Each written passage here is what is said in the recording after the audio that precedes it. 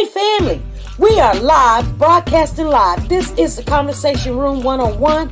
Make sure it's only adults in the house. I need your mind to be open, prepared, and relaxed. Welcome to our home. Take your shoes off. We got some rules we need to go over. Be kind. No cursing in the chat. If you want to curse, call in. And no shouting out other channels. That's a no-no. We got one other rule. There is no judging our guests. It will not be permitted. Zero tolerance. And if so, you want to do that, guess what? We got security. And we will escort you out. Because over here, hashtag we don't care. We're going to be one big family.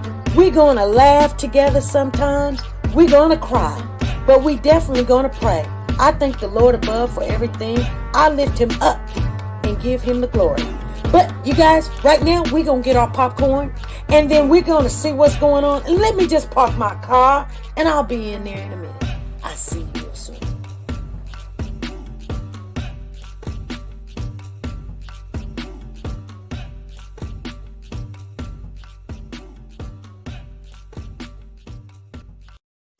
The Copyright Disclaimer Act.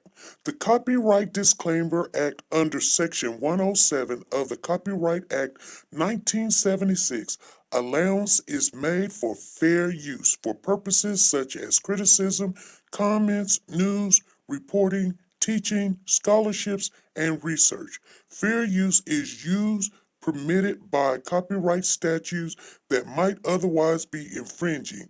Nonprofit, educational, or personal use tips the balance in favor of fair use.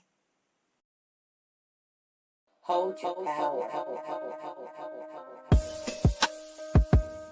I decided to go into pre-law, then journalism, and with no academic focus, my grades took off in their own direction. You will fail at some point in your life. Accept it.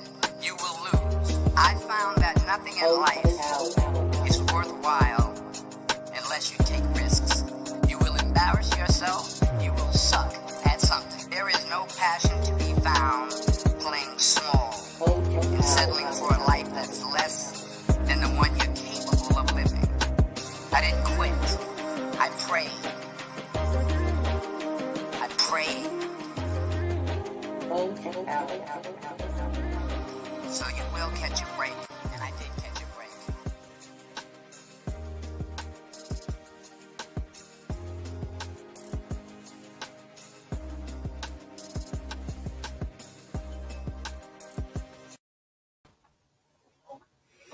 Hey family, how is everybody doing this afternoon? It is June the 1st, you guys, 2021. We are going to talk about a new case that's coming up. We're also going to talk about the Gernon case down there in Texas. How's everybody doing? Let me see what the family is in the house. I see Don, Shay Bay, The Real T, Ruby Turner, Anelia, Maggie, Sonia Watts, Tina Powers, Peggy Toe, Mary Martin, Freddie Johnson. Oh my goodness. Let me see. Fact You. Can I ask a stupid question? Is in the building. Oh, yes, you can always ask a stupid question. No question is stupid. We see Tracy Hallberg in the house. Sweet Peas is in the building. I don't know. Where's D Holla? I seen her a couple of days ago. But Alton Harris is in there. Dee Dee Gibson. I see Skeet in the building. Ruby Davis. I want to say hi to everybody that you come in here. I may not see your name. I don't go down the roster like that. Corliss Davis is in the building. Katrina Hickman. Lauren, 75. How you doing, Lauren? How are you? Andrea. Carrie is in here. How's everybody doing? Lady Bird is in the building. And Melody Jones. How's everybody doing this Monday? It's Crazy Monday. We're coming on here. This is just a pop-up, so don't expect everybody in our family in here.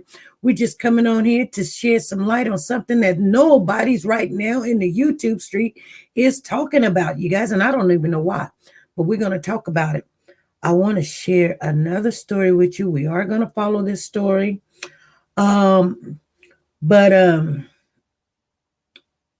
I just really want everybody to know that one thing that we do over here, no matter what, and it's not on a time, and that is if there's a story that we need people to be aware of, and if it's in your community or you're close to it, you can reach out and go help, and look and know about your surroundings.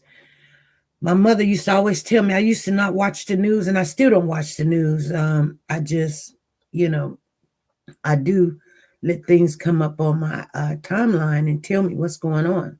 I was checking something out and then it just blinked off.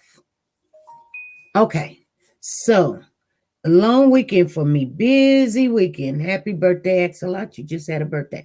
So, you guys, remember we had a story, and I'm still waiting on Giorgio. We've talked last week because I thought something was going on.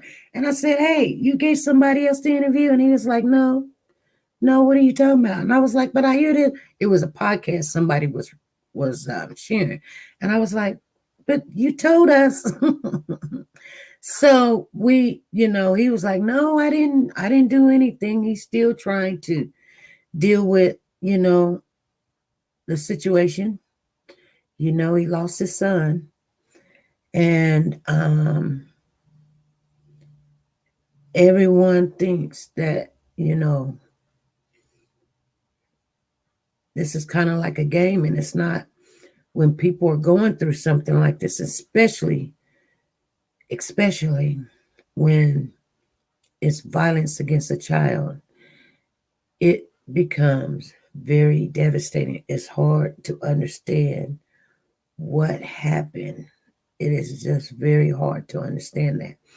So it takes people time. And it's, like I said, when it's against a child, my monitor's doing all kind of stuff. It does what it wants to do. Anyway, thank everybody for showing up. It's very heartbreaking. It's very heartbreaking, and it's hard to get over it. You think you get over it. You have good days, you have bad days, but you be angry at yourself. You're angry at the world. You're angry, and it's hard to move on. And so we don't push because, some people think, oh, you want that interview. No, we don't push because we understand.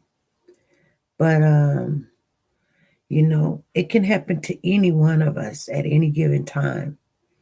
So it's never good to point fingers and say, it's your fault, or you should have did this, or you should have did that.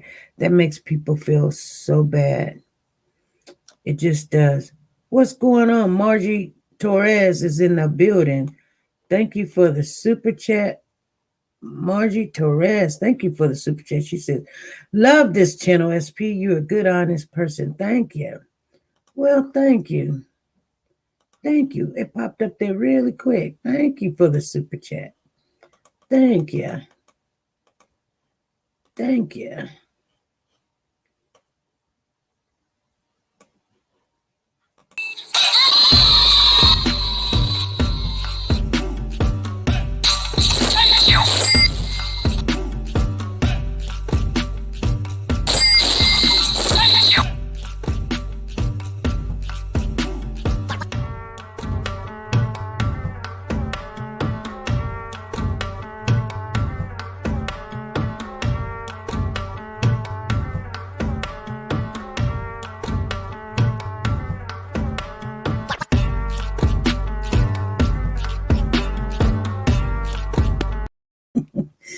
Oh, I love to see that little girl dance. She's rocking it, you guys. And that's how kids are supposed to be. They're supposed to be happy and trying to imitate mama or sister or something that they've seen. They're supposed to be happy. And I know that thank you for sis. Just subscribe. Just a sub. Good afternoon, everyone. Nice to see you live. I love your streams. Thank you. And it's really sad when a child can't be a child, or they're just snuffed out of this life, and they don't deserve it. They don't. And I don't know what the world is coming to right now. I mean, um, sometimes I think that we are not aware of what's going on. And so this channel is trying to make a big difference. Whether some people see it as a good thing or bad thing, we don't want it to happen to you. We don't want it to happen to your daughter, your cousin, your nieces, your grandkids, or your children. We don't want any of this. So we want everybody to be very aware of the surroundings. And it's really terrible when it's somebody that you trust done something to your child or your grandchild. It's almost like you can't even, and I know we are supposed to forgive no matter what. And then some people say, but I can't. Well, you're going to have to let go. You have to, because the forgiving part is for you. And we may not understand it right now, and we may not never understand it. But one thing we do know for sure, that this world that we live in is not the end. This is not the end, you guys. So grab hold to that and know that there's more to come after this world. But you have to make a decision where you're going to be at the end of this. At the end of this. So I just want people to understand that. Thank you, Marge Torres, for the super chat. Thank you.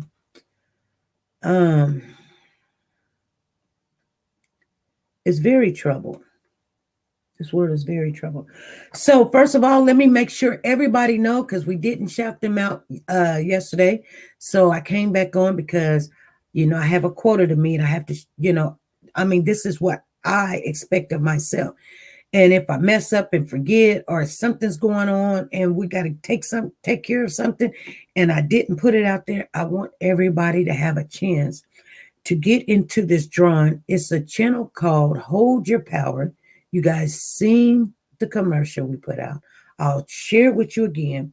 But this channel is an upcoming channel, and it's called Hold Your Power. And when you're having problems like this, or somebody that has an addiction, or a person that has a problem and they don't understand their means of life, or they don't understand why they're not making it or being who they're supposed to be. This channel called Hold Your Power is a motivational channel. It's not monetized for money or anything of that nature, but it helps you to be a better you and to understand your destination in this world and what you're supposed to become and why you're not getting to the next level. So I need you guys that if you haven't, go over there to Hold Your Power. The link is in the chat. If you see them in blue, they're for you. They're putting the link in the chat so everybody will know that this channel is what we inspire. We need more than just one channel that's giving that inspiration, especially when we're dealing with all of these cases. We need something positive to sometimes go and listen to and hear a calm voice tell us it's going to be okay. But I do want you guys to know that this channel sponsored our channel, which is good, for Warriors for Children, so we can continue to do what we do. And we love what we do. We're going to do it anyway. But when they sponsor our channel, that means we've got another ally. That means we can go to them, they can come to us, and we're making big differences. But they're having a giveaway on June the 10th. I'm going to be doing the pulling out the giveaway. So you have to be subscribed to that channel over there. But make sure you subscribe to this channel. If you're not, subscribe to this channel, because we've got something going on too, and I'll share that with you. But that channel called Hold Your Power is having a giveaway June the 11th. you come over to this channel and I will be pulling out that at your name. She's going to give me all the names that subscribe to the channel. You have to go over there, tell her SP News Nuggets sent you, and you have subscribed, and she'll put your name in the drawing. She's going to have 4 $25 gift certificates that she's giving away. Then she's going to have 7 Hold Your Power shirts that you will be getting in 2 days, you guys. She's already got the stuff ready to go, and she just need to put your name on it. Now make sure one of your names is on it. And she's giving away 4 Hold Your Power cups to the next, 7, 8, 9, 10, 11, 12th winner, 13, 14, and 15. Then she's giving away a $50 gift certificate to anybody that get their name in there and we pull it. That's one person's going to win a 50, 4 people's going to win a 25, 7 people's going to win a shirt, 4 people's going to win some Hold Your Power cups. And then one particular person is going to win a $50 gift certificate, a $25 gift certificate. So that's $75 and a Hold Your Power cup and a Hold Your Power shirt. They're winning the big kahuna. And then, you guys, we are donating to give because our community gets a lot of merchandise and things to give away. And so one of our family members have donated many of Coach purses. They are new, they are real, and this Coach purse is a pink Coach purse. The price tag is inside. It's $250 for this Coach purse. We're giving it away on behalf of what we can do to help that channel. And we're giving away the Pink Zebra fragrance. And if anybody's already won some, which I know you guys have, you need to call in and tell people, does it smell good? Does it tell us what it does? Because I know that you guys don't understand what this Pink Zebra does, but it makes your whole house smells good for months and months and months and months and months. When people walk in, they be like, what is that smell? It smells so good. And you can cut it on. It has a little switch on it. You can cut it on and cut it off. And we're giving away finger wraps. I don't know if we're giving away 1 or more or whatever. And anything else that comes in, I will keep you guys informed. But we only got 10 more days. So if you want to get your name in there, the link is in the chat. Go over to Hold Your Power and tell SP News. Just put it in the comment section. Put it in the comment section. SP News Nuggets send me. I subscribe to the channel. And then I'm going to put up the time that we will come on. And we will, matter of fact, I'll try to figure it out today. I'm thinking it's going to be probably about 5 o'clock because we usually come on at 5 in the afternoon Central Time. But this is the channel, you guys. Hold your power. Decided to go into pre-law, then journalism. And with no academic focus, my grades took off in their own direction. You will fail at some point in your life. Accept it. You will lose. I found that nothing in life is worthwhile unless you take risks. You will embarrass yourself. You will suck at something. There is no passion to be found playing small and settling for a life that's less than the one you're capable of living. I didn't quit. I prayed.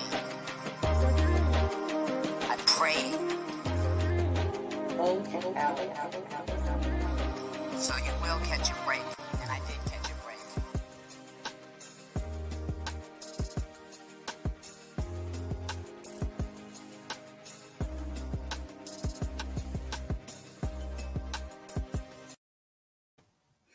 Okay, so that was the announcements on that. I'm going to try to do it as much as possible because people sometimes like to wait at the end of, when everything is all done and said, then they come on and go, I didn't know about it. We've been shouting them out all month, you guys. So, get over there and do what you got to do. I want to thank Huda Ali. Thank you for the super chat, sister. She says, hello, SP and family. Mental health awareness needs serious awareness, and we need to be mindful that this case has many victims, especially Cash and Carter. I'm proud of you, sis. Thank you. Thank you. Thank you for that super chat. Thank you. Thank you. Thank you. Let me find this.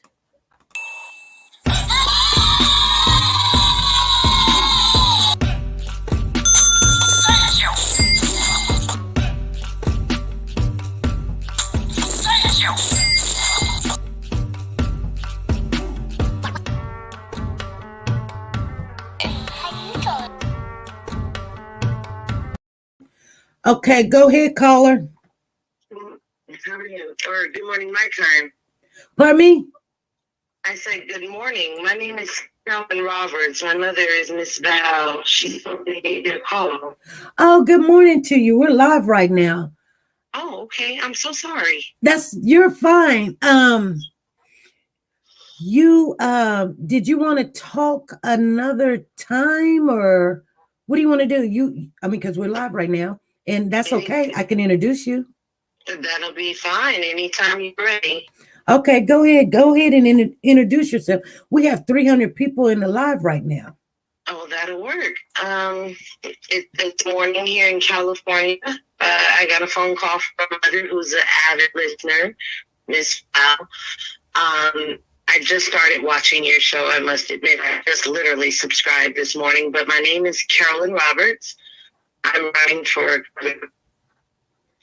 Okay, you're breaking up a little bit. You're running for governor, right? Yes, I'm running for governor of California. I jumped into the race feet first because I feel like they're turning our politics into a circus. I don't see our politicians doing what they're supposed to do with the money. They're misappropriating funds. They're not wanting to vaccinate. I was just down there this Saturday with my mother on Skid Row. Skid Row has been Skid Row since 1929. And we have over 80,000 people that are homeless down there. What I found out is that they've been telling them if they do drugs or alcohol that they can't get the vaccine because it'll kill them. So I prayed with some of them. I had my pharmacist come down in a 6-hour period. I set up a feed the homeless event, vaccinate the homeless event, for them to get checkups and clothing and hygiene material. If I can do that in 6 hours as a single mother who's disabled, then they can do it with the resources that they have, and they're not. Yes, exactly. I'm over it. I'm over the gang violence. I'm over the police brutality. I'm over all of it. So I am an ordinary woman with extraordinary plans to fix these issues that we have here. And I won't stop in California. Okay. And so you're running for governor, and you're advocating for the homeless people, for the gang violence. You wanted to stop all the things that's going on. And what exactly? I don't know if the family that's in here caught your name. My name is Carolyn Roberts. Carolyn Roberts. Yes, I'm across all platforms. Facebook, Instagram, Carolyn Roberts for Governor of California. You can check out some of my live videos. I did issue a challenge because I dared them to come downtown. I dared them to come and debate me on the policies, on why the rent is so high here in California, why people are barely making it, why people are having mental health issues, why is it our education is so expensive. And I want them to debate me. I went back 10 years on the fiscal budget and found over $400 million in misallocated funds for one program, over $2 billion in misallocated funds in another program. And I'm just a person sitting here with a computer. Right. So I'm definitely looking for more help. God is going to bless me with that. If this is for me, win, lose, or draw, I'm still going to continue to help people as I always have. Yes. But I think that getting the word out would be quite helpful. I issued the challenge because Caitlyn Jenner did an interview from an airplane hangar that she owns and said that her rich friends were leaving California because they were tired of stepping over the homeless and seeing the homeless people and all the poverty here in California. And that's why she decided to get into the race. So you're competing against Caitlyn Jenner? And bear walking around California with a live bear. A porn star, Stormy Daniels, is running. And Caitlyn Jenner is starting to sound like a very bad bar joke to me. A reality star, a porn star, and a man with a bear walking to a bar. That they're turning our politics into a circus. People's lives are not nothing to be played with. Right.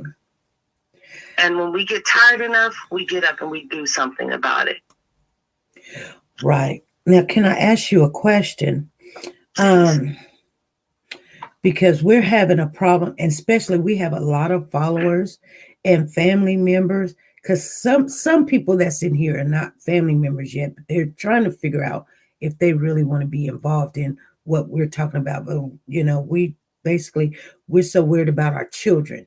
Are you going to look into why it is that the children, especially in California, is not having Amber Alerts and they're not answering the phones on the 1-800, calls, and it's like playing checkers with some kids. You know what I'm saying?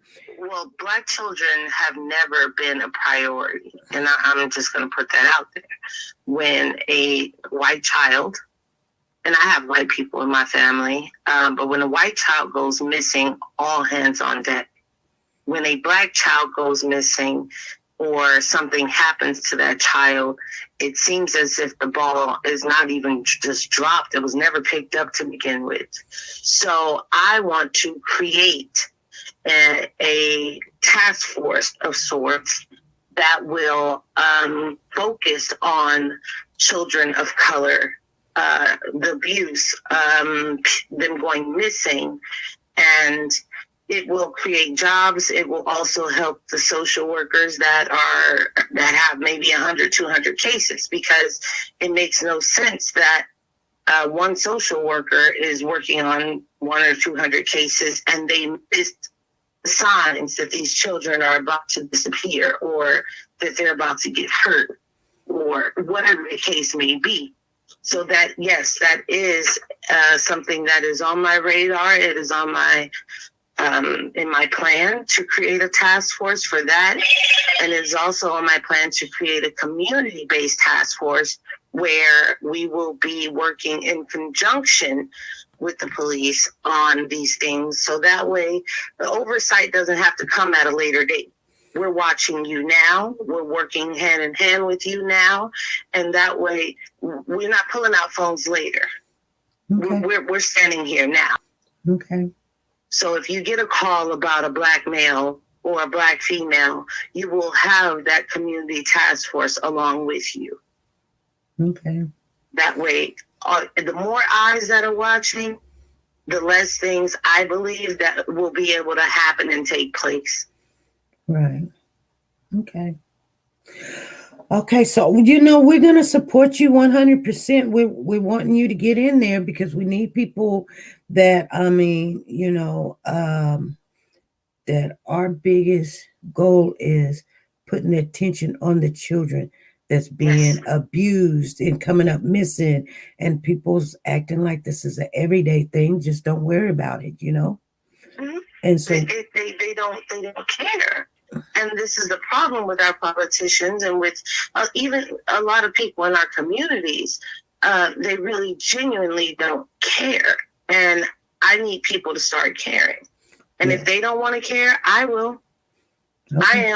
I'm standing up. I'm raising my hand. I'm stomping my feet, and I'm going on with where God is sending me to. And for those that don't believe in God, that's fine too. I'm supporting and standing up for you just as much as I would someone who does believe. Okay. Well, okay. Carolyn Roberts she's running for governor, you guys. She's on the phone. I'm gonna see if anybody has anything. I mean, I didn't know. What's being done is not working, it's getting worse. That's what Eve says. That's what insanity is. We keep doing the same thing. We keep voting for the same type of people over and over again, and we're expecting a different result. And we keep voting from that same tree. It's time to pick another tree. It's time to pick another garden. It's time to start looking at people who live the life you do, who've been through those experiences, who've lost loved ones because of kidnappings and murders and children, babies. And if we don't start teaching them the things that these kids learn or the other kids learn in school, I want to teach them how to do the stock market from kindergarten up. We need to start teaching about generational wealth. We need to get actual history, such as the Tulsa riots or Tri-State Massacre that was never taught. I teach my son all of this. The things that they don't want, that they want to hide, I teach them all of that. But our children need to learn these things, and I want them to learn both sides of the gambit if they become gang members, because we're hurting us as well. Right. You know? Yeah. I put together a program to where these children would go through, and it's an after-school program. You go through both sides. One side, you are the murderer, and you have to go through court. You have to go through sentencing. You have to see what it does to your family. And on the other side, someone in your family has been murdered, and you have to plan the funeral. They have to go through all of the steps that people have to go through. And maybe, just maybe, if we get them young, we can stop some of this. Okay. Yeah. Well, you know what? And I'm wondering, and I'm just asking this question, and I don't know if it can be done, but there's two little boys named Orrin and Olson. I don't know if you heard about the case or the situation. They have not been found yet. Yes. I know that a lot of people is going to forget them and they're going to keep moving on or whatever. Can we get something, a street, a sign, a monument up in California for the remembrance of these two boys and they're not forgotten? I can be better. They're not going to be forgotten. This is with Kern County case, right? Mm-hmm. That's in Kern County. I don't know how many people believe in impasse, but I've been telling my mom I've been staying away from the story because I'm not sure if she's talking about Malia Davis. Mm-hmm. With that case, I called because I saw where she was. I called the FBI and I gave them the street and the place where she was. And I could see it. Didn't live in Texas, didn't live anywhere. I don't live anywhere near Texas. But I could see it. And lo and behold, that's exactly where they found her. Mm-hmm. I think that we should do a phone bank to call all of the detectives involved. I've been helping with a missing persons case in Texas with a young man by the name of Tyrese Gibson. I got 4 people arrested for capital murder and they still haven't found his body yet. Right. So therefore, we can do a phone bank. And if there are people here in California, I will meet them out there to go out and do a protest. Yes, we can erect something, a sign, and get it up and plaster, not just from Kern County, but all the way down to LA County Kern County, LA County, San Diego County. We can put it out everywhere. I'll make the flyer. And if I can get it to people here in California, we just start blanket the state for these boys. Okay. I'm willing to do that. Well, the family's been out there for months. It's been going on 6 months now, and we still not found them. They're not trying to find them. Oh, and They're not trying to find me. Yeah. I'm sorry to say it. And well, actually, no, I'm not. I'm so tired of these people just looking at us, and in the Constitution, we're still not considered 100% human beings. If it was a dog, they'd be finding it. If it was a cat, they'd be finding him. But since it's a Black child, they don't care.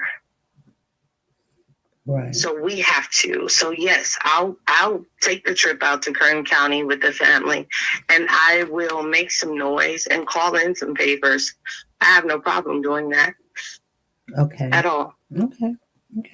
Because doing a pilgrimage. Somehow they're saying that the children shouldn't even been taken from the parent. Now I don't know, if that's true or not, but people want, and I know that's a hard task, but these are the things that people in California is talking about. They're saying CPS wants to take these babies, and they're making money and things on the little stuff that could be corrected, and give them kids to somebody that are pedophiles, and they don't know where the kids are, and they're starving the kids and mistreating them. They just want to check. And so I'm wondering, some of them are being taken because the parent can't afford, and that's another part of it. Some of them are being taken from their parents because they can't afford to pay rent, or the kids' clothes look tattered or worn, and they are taking these children because, yes, they get paid to do so.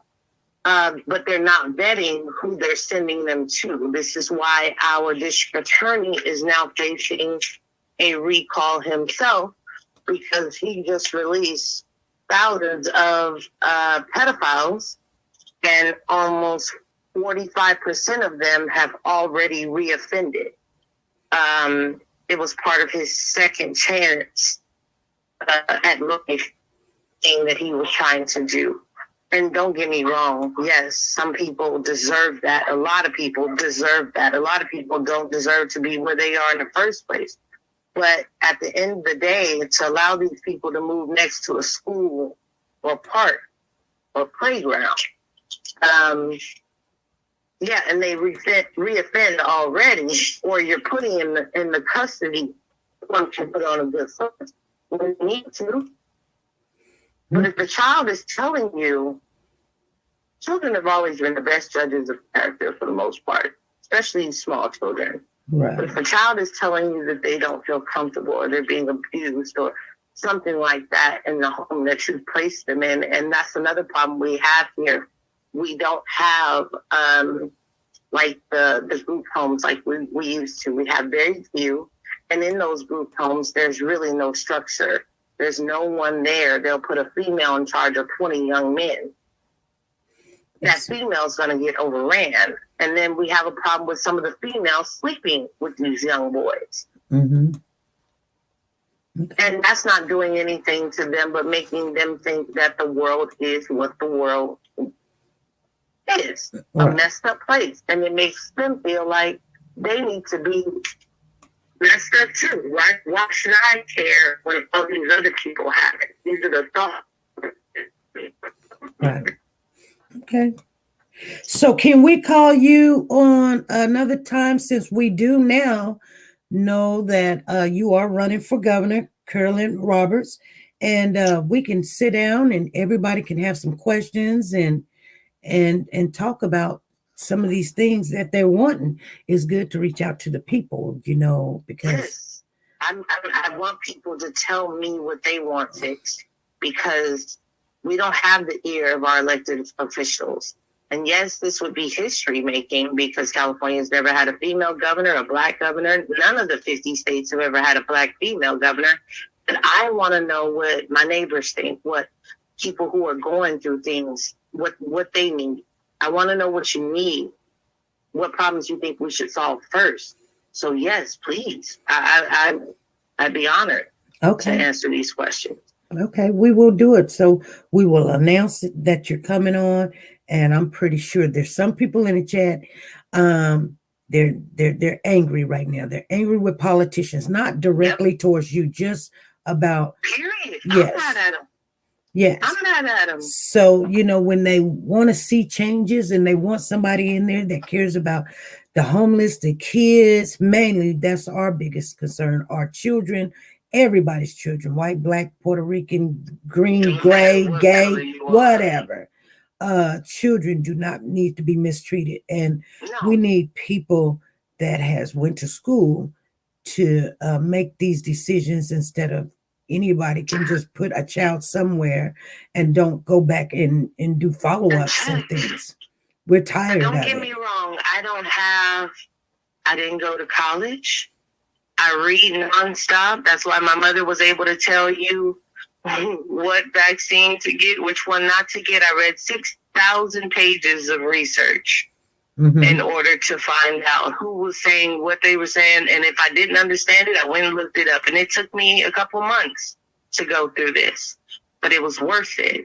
And you're right. I'm tired of these politicians coming around every 2 to 4 years, blowing smoke and talking about what they're going to do. And then they don't show up again, or they get enough money to look the other way. I've been living off of $6,250 a year for the last 10 years. And I've been surviving through the grace of God to take care of my child. So I know what it is to struggle, but also know how to fix it.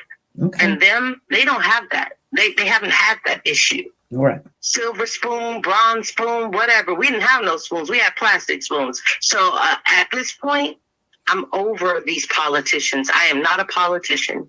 I am a mother. I am a human being.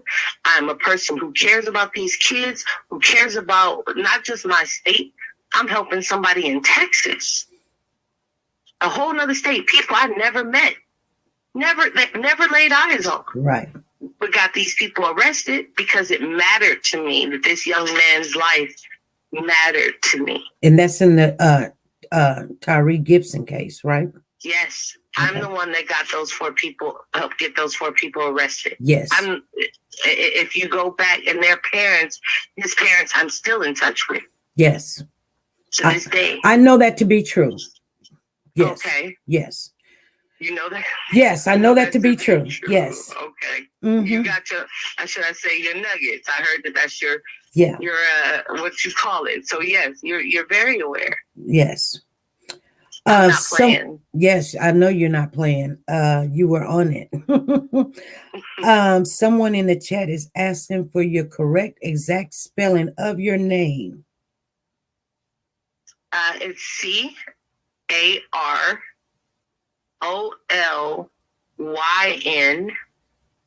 Last name is Roberts, ROBERTS. My mother sent you the link to my Facebook page yesterday. Mm-hmm. Actually, I forwarded it to you from her phone. My website is on there.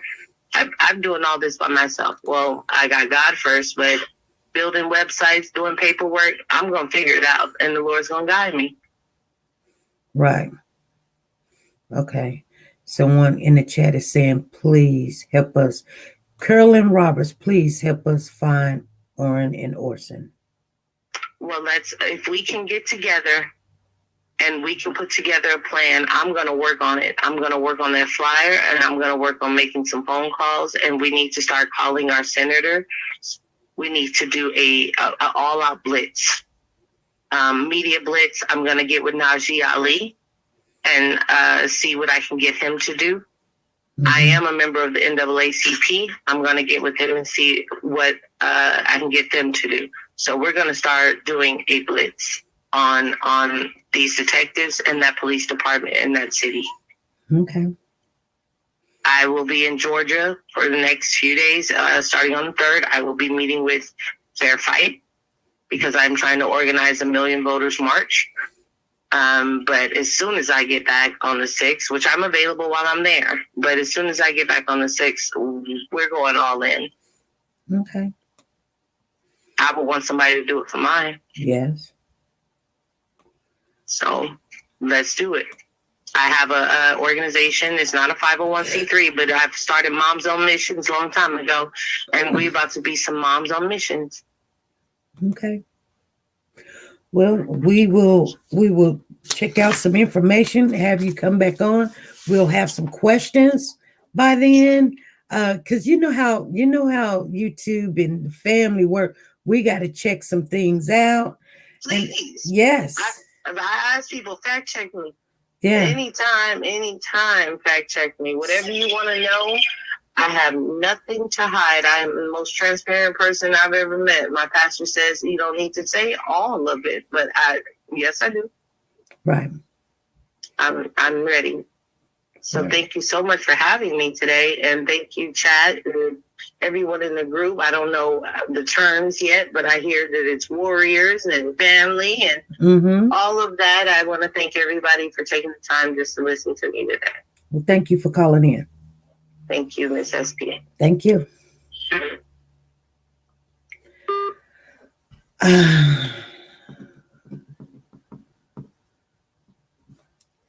Hold on, you guys.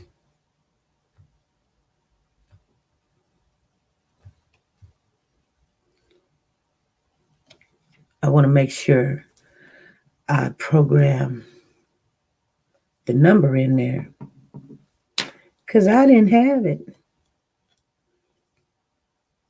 Anyway, family, I didn't know that was happening. I didn't know that was happening. We be getting phone calls that usually I don't become on Tuesdays. So that was a plus for you guys. Carolyn Roberts is going to run for governor and she wants your support. We've got access to her and we will have her come on. You guys get your questions and stuff together for her because I was kind of caught off guard there. Okay. Anyway, you guys got a one-on-one with Carolyn Roberts already. Can you please get some people arrested for these California city boards? Tasha, you go, girl. I want to thank Brent Montgomery for the super chat. Lena Buchanan. Lelena Buchanan, thank you for the super chat. Spear Seeker Squad, thank you for the super chat. And Crime Story Obsessed, thank you guys for the super chat. Thank you.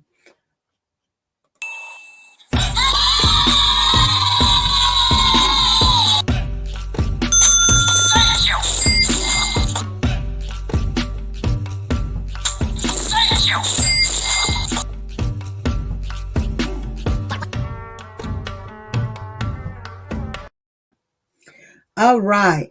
Okay, you guys. So once again, I want everybody to know that was Carolyn Roberts. She called in. She is running for governor for California. And she says she's sick and tired of all this stuff going on.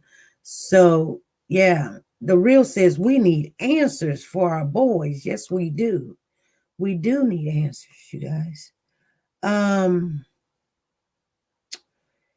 Anyway, action will speak volumes. Exactly. Well, you know, we got to do our homework, and that's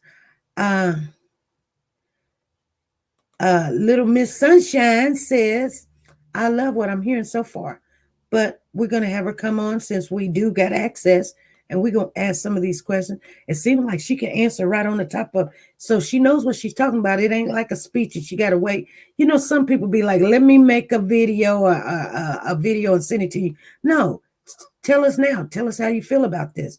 Tell us this, tell us that. I don't know if I said thank you to Huda Ali. She says, SP, thank you. You are simply the best, like Tina Turner said. Thank you, Huda Ali. Thank you. I almost missed you. Thank you, sister. Thank you for the super chat.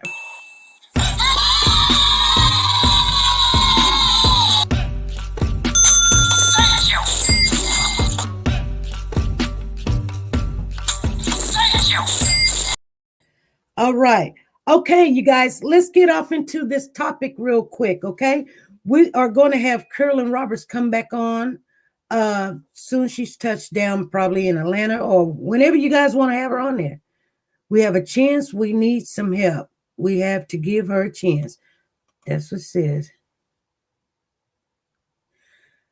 We have to give her a chance. We need some help. Yes, we do.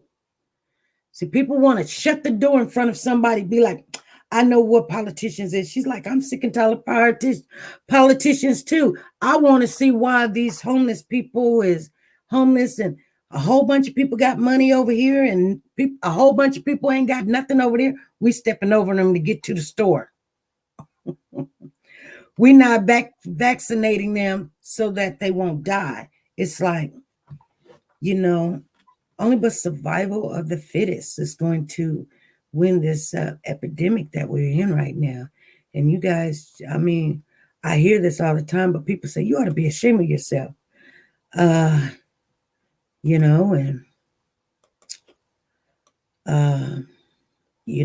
we got to help. I hear that they were out there feeding the homeless, and it just wasn't enough food. That's how many homeless people it was on Skid Road. It just wasn't enough. No matter how much they kept bringing in the food, and then we've got people that could go down there and help serve the people, and they have security out there, so people won't get in a fight over the food. But that's what we're coming to, you guys. Oh, it's getting hot. Let me go turn on the air, you guys. I got something to share with you, so don't go nowhere. But I'm getting hot. Oh, Lord.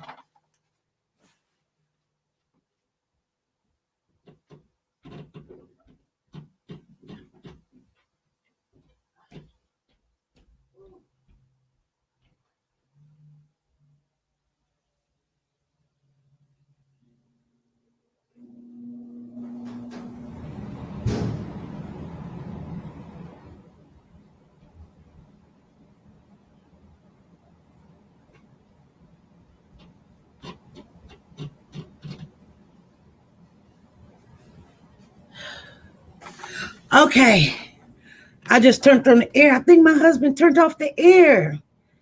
Oh my God. Lord. There it is right there. Thank you, Huda Ali. Allah. Ali. That's her name, Huda Ali. Okay, so there's a new, and I need you guys to talk to me. There's a new case coming up. You guys listen to this. Okay, here we go. Where's it at? Let me share it with you. You guys are going to say this is almost like deja vu. Police are hearing several different stories from different family members. They're trying to figure out who's credible and who is not. Right now, they are impounding vehicles from here at the scene in southeast Houston. And the big headline tonight was that the last time someone outside of the family saw 6-year-old Samuel Olson was at his school, Holbrook Elementary and Scyther ISD, and that was April 30th. We're all trying to bring Sam home. An emotional grandmother tonight in search of her grandson, Samuel Olson. He just had his birthday Saturday. It should have been the happiest day of his life. The boy just turned 6. He was reported missing last Thursday. Dalton Olson is his father. That is my whole world. And I couldn't imagine if anything happened to him, and I believe that he's still out there. Teresa Balboa is the father's girlfriend. And I was going to take Sam to school when his mother showed up with a police officer, or what I was under the impression to be a police officer, and they demanded me to release Sam. But it's a story that Houston Police Executive Assistant Chief Larry Satterwhite says they haven't been able to verify, and in fact he says Sam may have gone missing weeks ago. All we have are reports. The last time we know for a fact where he was his school, and that was April the 30th. Police say the boy's biological mother and father share custody. One of the last places he reportedly was, this apartment in southeast Houston that belonged to Balboa's friend. Tonight, police executed a search warrant looking for evidence that might lead them to Sam. Earlier, Texas EchoSearch searched fields nearby. Volunteers are distributing flyers. Police are asking the public for any information. Just how does no one know where 6-year-old is? It's a good question. I don't have an answer for you, but we're going to find out. Okay. Did you guys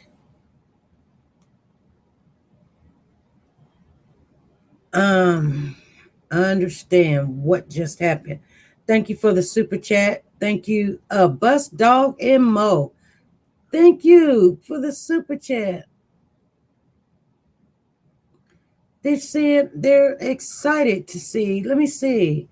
Bus Dog and Mo says, I'm super excited to see a real person running. I'm fixing to go all out for her.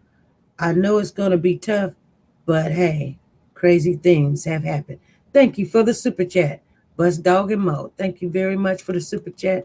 I'm glad that you are going to support someone that is actually reaching out and wanting the people.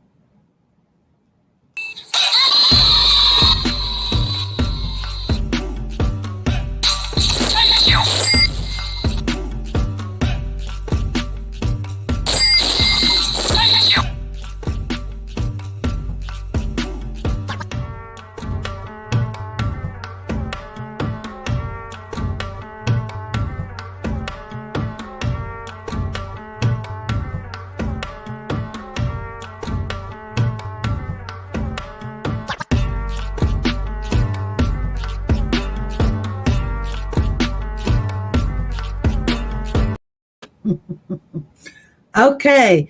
Tell me what you guys are thinking about. Tell me. This is a 6-year-old little boy. And let me give you some more information on what's going on with that. They're saying there's conflicting timelines on when Samuel Olson went missing, you guys. He's got his ears pierced. Both of his ears are pierced. I want you guys to understand that.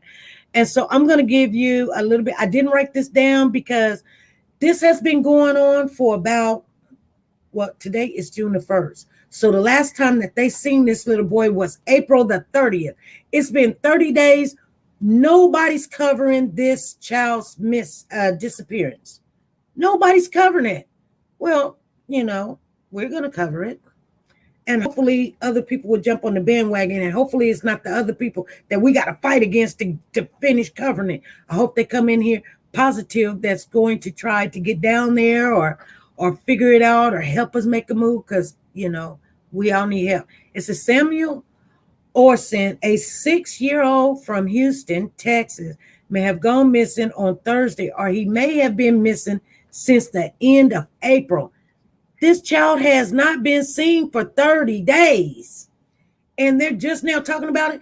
Now, when Olson was Olson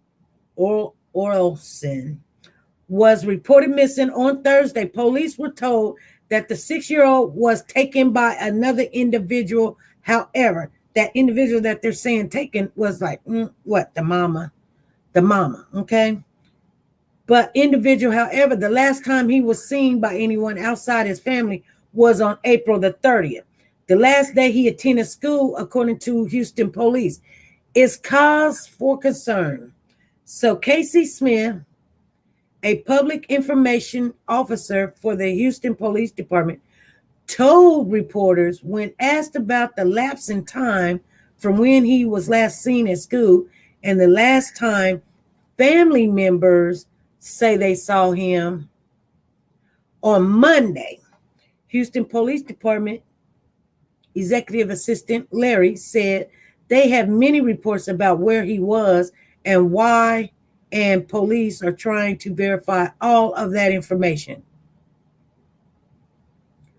A complex case, added the law enforcement is trying to move with such urgency as we can, they say, given that the last time anyone aside from the family who are closest to him saw him was on April the 30th.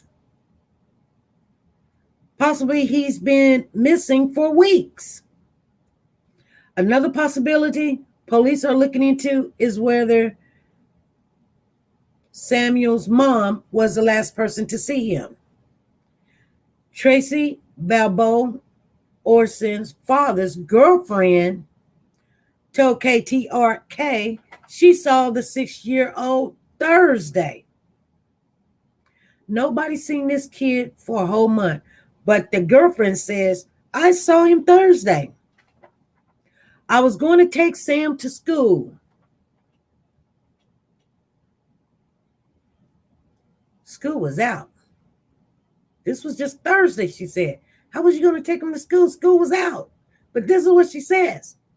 I don't know. Texas has some different type of school timings and stuff. So I'm not gonna call her a liar or nothing like that. That's really bad. But I'm just saying, no, there is no Amber Alert out yet, but they're working on it. They're saying they don't have the identity of someone taking him. The last person that seen him was supposed to be allegedly the girlfriend.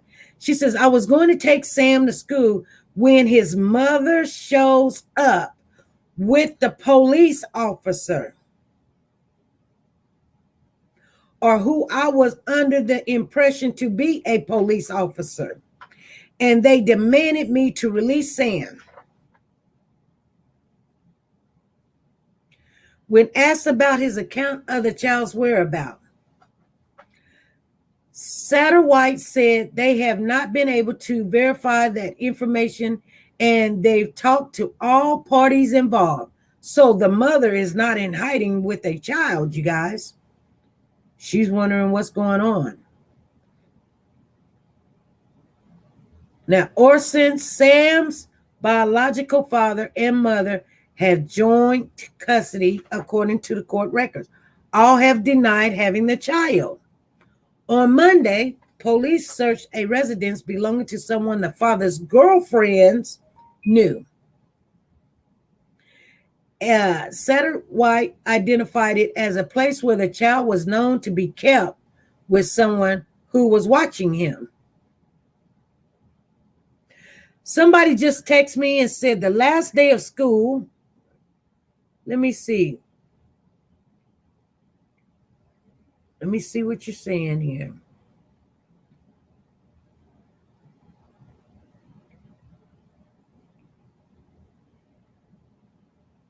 The last day of school was Thursday here in Texas. It was, however, a half a day. Thank you. Thank you for that. So I guess the last day, half a day of school in Texas. On Monday, police searched the residence belonging to someone the father's girlfriend knew. And Satterwhite identified it as a place where the child was known to be kept with someone who was watching him. We didn't know if we had a child custody issue. We could still have that or anything else more infurious. I don't know what they meant by that. I've never seen that word before in my life. I'm going to write it down. Maybe I'll learn something. I learn something every day. We just don't know, or even if we were getting accurate information. Everybody's saying what happened, and again, we're just trying to verify and piece it all together. Police were hoping to find Sam at the residence on Monday, but did not.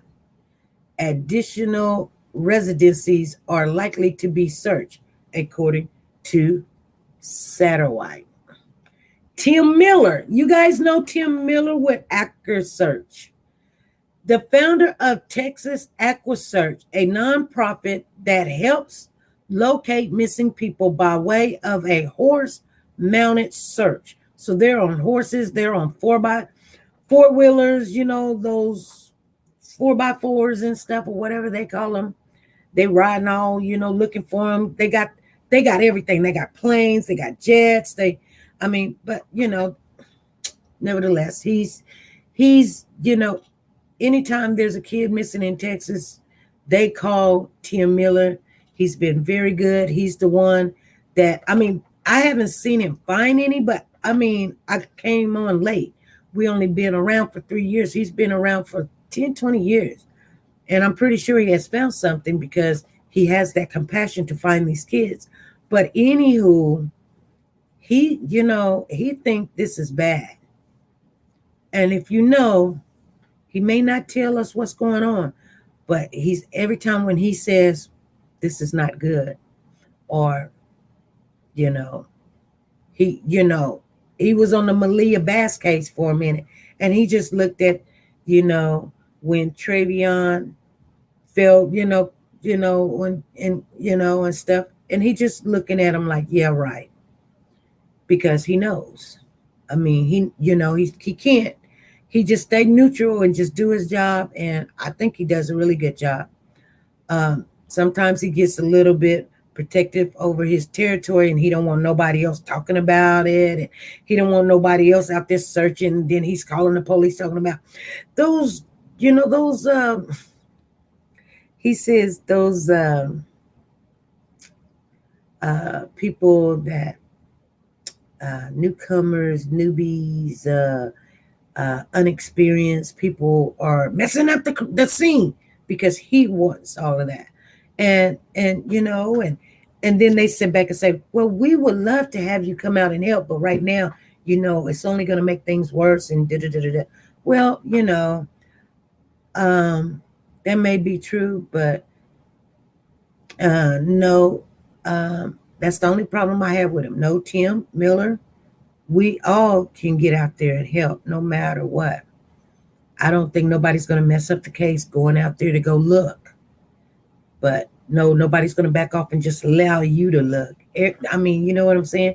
Of course, you're going to be the only one finding people because you're the only one looking. But he does call the police on you sometimes when you're out there looking for the same thing he's looking for. And they get a little bit bent out of shape. But he does do a good job. So just telling you guys. But he says he doesn't have a good, this is what he says. He didn't have a good feeling about the case. Helping to drive his unease feeling is that police can't find someone credible to tell them the last time he was seen and where. So the reason why he doesn't feel like this case is going to be turn out a good result is because everyone that the police is talking to is not credible. The girlfriend is like, I was taking him to school. And then his mother comes up with a police officer, so I hand the child over to him. And then I don't know what else she done said, but that's almost kind of like the Maury case. When Taylor's boyfriend, I forgot his name, but Taylor's boyfriend says that Taylor's baby's daddy's sister came to pick up the baby. You guys, I told you it was going to be like deja vu, didn't I? Only thing difference on this one, she's saying it was a cop, that the mother turned up with a cop. Why would she have to turn up with a cop? When you have her child and it's not the daddy, she don't have to turn up with a cop. You see what I'm saying? No matter what, that's her child. You're the girlfriend. You're not the father. She can take her child without a cop. When asked on Monday how no one knew where a 6-year-old child is, Satterwhite said it was a good question that he would find out the answer to. Anyone who sees Olson is encouraged to call the Houston Police Department Missing Persons Division at 832-394-1840. And that's 832-394-1840. Okay, you guys. I really wanted to get that out today. Yep, in Texas again. Brenda says something seems off with the dad and his girlfriend. Don't trust him. Something does seem off with that. We haven't even seen the mother. But when people start saying, the police came, the mama came with a police officer, and she ain't running because if you go to somebody's house with a person that's claiming that they are a police officer, you're going to get some big time. Yes, you are. You're going to get some real big time. That is a crime in itself. So, and why would she take the kid and go do something to it? It's her child. I'm just saying, I mean, anytime when we look at these stories, we start looking at who's telling the story and who shows up, what, kind of sometimes their spirit. You can see their spirit when you look at them or whatever. She says, oh my God. Again, Lord, help our babies. Yes. She says, I hope it's not the girlfriend or the father. Well, you tell me what you think. Tell me what you guys are thinking. Didn't the school call anyone? Last day of school. Why would they call someone? Last day of school. A lot of people miss the last day of school. A lot of people miss. Maybe, I don't know. I don't know if my computer done stopped or what.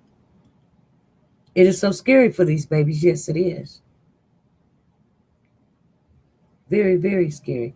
Let me get in here. Let me get in the chat. Very, very, very scary. Okay. So this time blame police, Mary said. Yikes. Exactly. That daddy is overreacting, acting. That's what Jennifer says. Our schools here don't call if kids isn't there, even if it isn't the last day. A never-ending cycle of lunacy. What is that? School only robocall the parents, and due to COVID-19 or not, schools don't follow up unless local law requires it. Get Real says, even if kids are doing virtual, they have to be in attendance. So why didn't school contact authorities? Maybe he's with his mom somewhere. No, the mom's been contacted. They have not. No tears with boo-hoos. Oh, wow. Why wait a month and then report they're missing? Did I hear you right? Yes. Here's the thing, Roberts girl. They said they're just now reporting this child missing like last Thursday, right? But they cannot see this child. The last time this child been seen was the last day of April. But they're saying that this child came up missing on Thursday.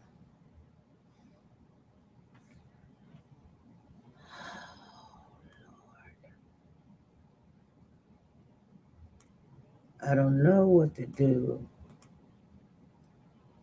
Oh, there's Carolyn Roberts for governor of California. Thank you for the super chat. She said, thank you, everyone. I appreciate the support. I know we don't trust politicians, but I'm an ordinary person with extraordinary ideals and plans that care. Thank you for the super chat. Thank you, thank you, thank you. Thank you.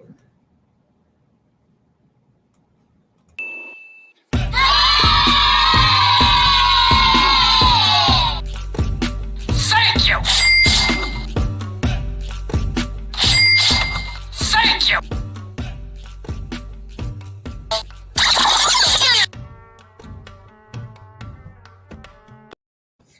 All right.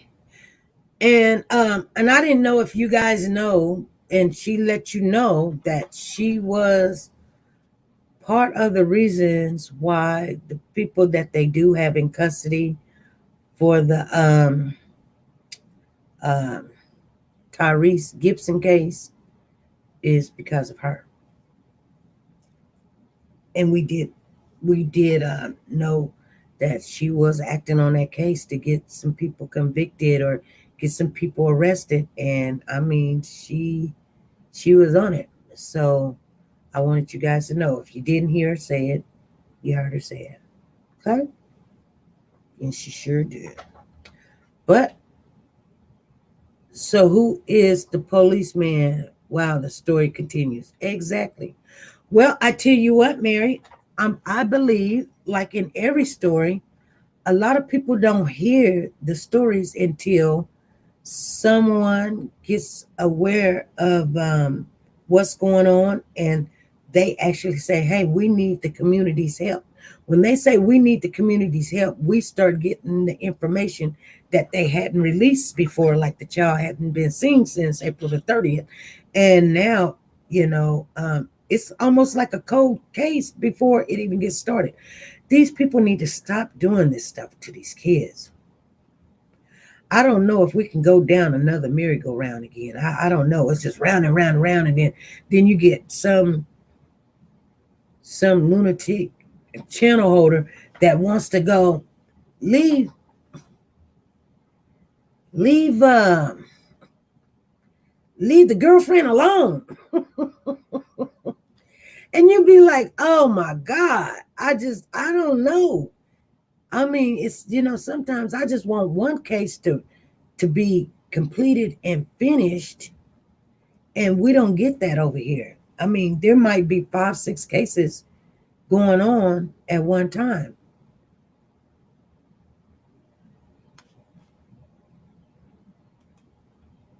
Carolyn Roberts says you get a call as soon as your child is not in school.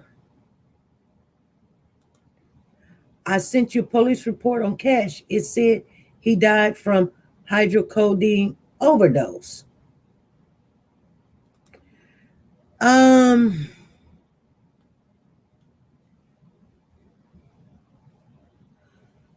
No, what you sent me, it wasn't a actual report. You can call in if you want, but it wasn't the actual report. It's somebody else's analysis, another YouTube's theory. They have not released anything of how he died, unless they got some kind of information portal that we don't.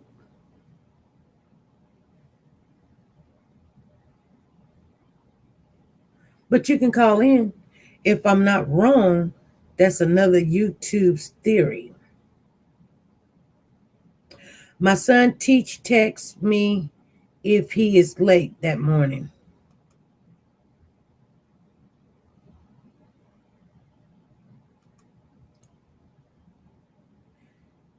See, I don't want people to come back and say, SP said. No, I did not.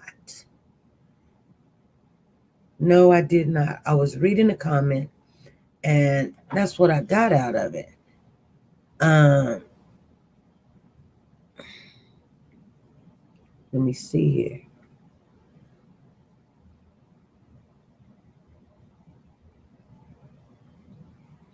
That's from another YouTube channel, and I can't take that and run with it, because the minute that it's wrong, everybody that told me that will go run and hide, and I'll be sitting there with egg on my face. That is what another YouTuber said, and I'm not in agreement with that right now, because they have not released anything. So, Galaxy says, yes, I most definitely do with my child missing school. I want to share some with you guys. Somebody says, precious baby Cash was very stiff when that monster took him. Yes, a lot of people starting to see that. Like, was he already gone? But even though that rigor mortis sets in, you guys, we've learned that it sets in and it stays that way for a period of time, and then it releases again. So you don't be stiff the whole entire time. You be stiff, and then you go back into relax mode. And I learned that. I don't usually deal with the death of people, so I really did not know. I don't reach out that far to figure it out, find out. But some people do. So it was very weird how he was carried out. Yes, it was. They also call if a child is missing school. Okay. I'm reading your comments now, you guys.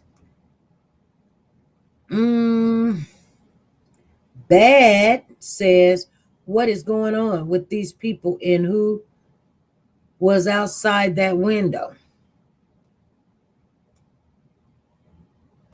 Whisper softly says, yeah, let's not put out false information. We need a new law, a Mari alert, that funds a new division of U.S. Marshals, like Sky Marshals, to immediately be on site as soon as there is any report of a small child to teen runaway. You know what's so funny, you guys? And I know we as adults, we need our fun and things of that nature. But she said, okay, it looked like a police report.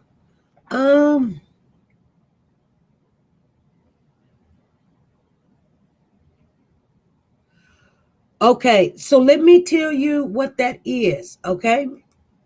It is a police report, Gail, but what you're looking at is the death of her ex-husband. That is not for cash. Her ex-husband died of an overdose. They have half of it cut off. I've seen the report, and this is the same report of the suicide of her ex-husband that died of a suicide. That's what was the cause of death that was in his system. That's not talking about cash. So sometimes people will cut off part of it to make it look like what you want, what they want you to make it look like. But that report is about her ex-husband's overdose. I remember I seen it for myself. And if you don't believe me, ask that person that put that out.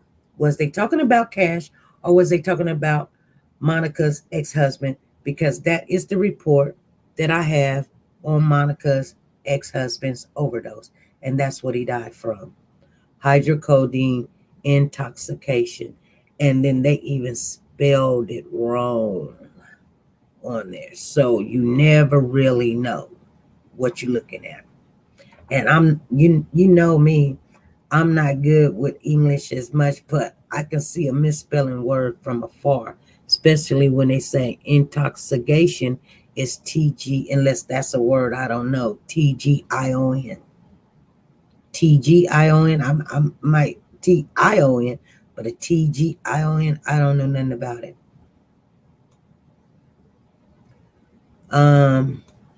Let me see here. Uh-oh, I'm in trouble now. Hey, this is SP. Hello, this is SP.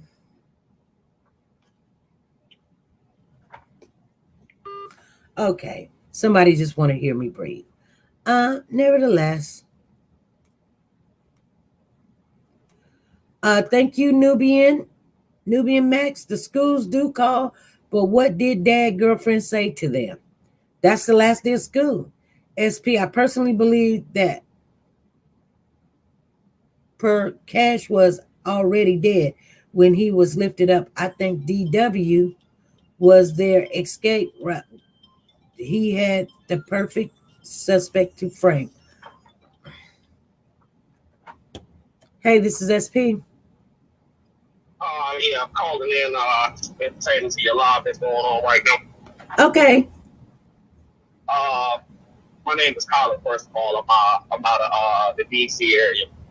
And I've been watching you for a long time, and first time calling, but I had to call in for this one pertaining to the new case going on down there in Houston. First of all, I used to live in Houston and know for a fact that you do get attendance phone calls when your child is not at school. Whether you sent a note or not, you do get attendance phone calls. And my point for that saying that is that they reported him missing on Thursday of last week, which was the last day of school. However, the police contact, the last person that seen him outside of the family was someone at the school on April 30th over a month ago. So therefore, between April 30th and last Thursday, there should have been several attendance calls to the house and all type of whatnot you have it. And so I just look at this woman, this girlfriend already, and this, I'm reading through the law. Like I said, personally living there, and you say you woke up to take them to school, but the school, somebody in the school is saying, I'm sure they, talk to a credible source such as the principal or his teacher or somebody that said they haven't seen him for a month. So what do you mean you just got up to take him to school on the last day and you fabricate this story that the mother and some police officer alike came over and took it? Like, that's a lie right there. I see right through it. I can't, the other folks don't know how it's going on. But like I said, personally, me living in Houston for 7 years with two young girl children, know how that school system works. So I know that school system was sending them automated calls to that school wondering what was going on. And I can't speak to as if after a while of automated calls that, the teacher reached out, worried about what was going on with the child, or whether they were sending, notes to the school saying they was missing. I'm sure we gonna find out about that here soon, what type of notes they were sending to that school or whatnot, what excuses they was giving while he wasn't in school, because we talking about 30 days now that he hasn't been in school, according to whoever made the statement that they hadn't seen him since the 30th. Exactly. So you're saying that girlfriend is looking really suspicious? Off the rip. And I mean, it ain't even looking suspicious. I'm telling you right now, she telling a bald-faced ass damn lie. And like I said, like I said, if she would have mentioned that, we pulled him out of school for an amount of time and then we was taking to school, I mean, she would have covered her tracks. But you can't sit here and say that you was taking to school last Thursday in the school, somebody in the school telling you that they ain't seen that boy since the 30th. So we that's lie number one, shawty. I'm sorry. That's lie number one. And I'm going to call it how it is. Yeah. So my question is, what else y'all got going on? And the fact that you willing to come out with that little bit of tidbit of information that hung yourself. So, what's the real story? Can we go ahead on and cut the bull and go and get to the real story? Because the police ain't stupid. That's why they already said they looking at people that's around her, because I'm telling you, they know. They down there, they got school children. They heard that was red flag number one. So they checking folk that she deal with. You see what I'm saying? Right. Yeah. They know what's going on. Like I said, when I heard you say that, I'm like, wait a minute, hold up. And I let you say it 3-4 times to make sure I understood what you were saying. And then I'm like, okay, so we talk about 30 days worth of absence. Damn, the last day him not being there. What about the other 29 days or so? Yeah. You know what I'm saying? Yeah. So yeah, she just hung herself right there with that statement. So it's like the police, I'm telling you, I know for a fact they looking dead at her ass and they wondering if the boy, the husband or the father got something to do with it, and they probably trying to rule him out. But I can bet you $10 that they looking dead at her. Dead at her. I know, yes. Yeah. I don't believe, I know for a fact this ain't happened on Thursday. It happened in between that April 30th and that Thursday. The question is, when it happened and how long this boy been missing, but he ain't been to school since the 30th, man. And like I said, we don't know who they talk to, but they just not going to talk to some person that don't see him on a regular. Anyway, I'm sure they went and talked to the attendant's office and talked to the, who's his teacher, and the teacher probably was the one that said he ain't been here since the 30th. You know what I'm saying? Yeah. So yeah, I'm just looking at her like, and I had to speak on, like I said, I've been watching you for quite a while now. I never called in this in the bushes, but that one right there, being that I done lived in Texas for 7 years straight and know the school system, I'm like, hold up, I got to speak on this so we can get some clarity in this conversation. You know what I'm saying? Well, I'm glad somebody that used to live in Texas called in, and it does sound crazy. I don't understand how they even took 30 days without someone even reporting that this child is missing. And that's what I mean. And like I said, if they hadn't been sending any notes to that school, the only way I believe that teacher wouldn't, elevated it to the principal and said, hey, we haven't heard from him. Can we get a little check on it?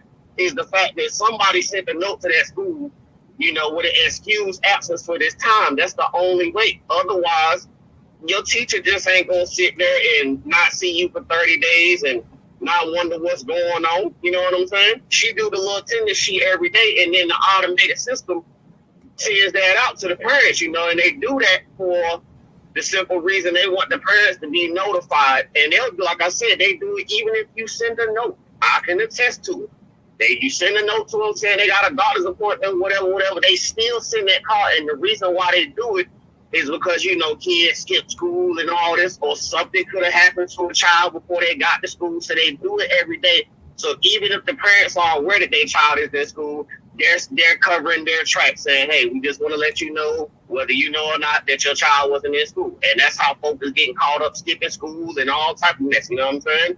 So, yeah, I had to speak on it. I can't sit back and ride on that one. That lady is lying off the rip. So what else we got going on behind your story, shorty? Because you didn't told us already. You didn't show us that you got a hole in the story already. Yeah. Like I said, I know anybody else that's, maybe watching from that Houston school district area probably sit here saying the same damn thing. What do you mean somebody ain't seen them since the 30th, but you claim you was taking to school and some police and the wife showed up and took the baby? So what about the other days? You know what I'm saying? What's going on? Right. So, and why would the mama show up with a police officer? You're just a girlfriend. And she don't even need a police officer. She just say, give me my baby, and that's it. If it ain't with the father, she can take that child. Absolutely. Absolutely. And it's just like that story, it ain't shaking. I'm sorry, it ain't shaking. Like I said, I know I can't elaborate on the rest of the story, whether the police officer showed up or whatnot, but what I can speak truth into the area is lady, somebody in that school that told you they ain't seen that baby since the 30th. So how about you start explaining why is that? You know what I'm saying? And maybe we can get down to some type of conclusion to this story, because you got a lot of time to explain. Like I said, damn trying to explain what happened on Thursday. Can you please explain why these people ain't seen the child in school since the 30th? And it's the last, like I said, that's the last day we speaking on, and you absolutely right. People don't send their kids the last day of school. Hell, some of them take the last week off because they going on vacation or whatever. But we talking about 30 days ago. You know what I'm saying? So we should have been there at least 2 of them weeks before you took summer vacation or whatever case. And if you did, why you didn't make that statement to the police? Well, we went on summer vacation and then we came back and I was going to take them to school on the last day or something. You didn't say that. So, you know what I mean? The lady lying, man. Straight up and down like that. And this one right here, I believe this case right here ain't going to be like the rest of the ones we follow right now. I think this going to be open and shut real quick. Oh, real okay. Quick. You know what? Something makes me think that also, and it's not going to be a good thing either. Absolutely not. It's not going to be good at all, but they gonna close the door on this one. And some folks about to get them silver bracelets real quick on this one. But just because, she just put herself out in the open and the police know it. Like I said, boom, they didn't go, go to the mother's house and try to find this fake police, and they didn't hem the daddy up. Nah, they went and kicked some of your folks though in. Their girlfriend. You see what I'm saying? Yeah. Because they know what time it is. They know it's all on her. And I hate to say it, I don't think the husband, at this point, based off what I'm hearing, I don't think the husband got nothing to do with it, but I could be wrong, but I know for sure she all up in that. You know what I'm saying? Yeah. Yeah. All up in that. Yeah. This is going to be terrible. It's starting to get some coverage, and it's going to be terrible. Absolutely. And I was when I seen your live go out, I looked at it and I got on, and when you said that, it was funny you said that, because I just saw this story for myself last night when I was on looking at my little news feed on my phone. I actually seen it pop up. So the fact that you were speaking on it the next day, I was like, that's what's up. You know what I'm saying? Yeah. Well, thank you. You think, okay, so the mom, the biological mother, has been questioned and she don't know what she's talking about.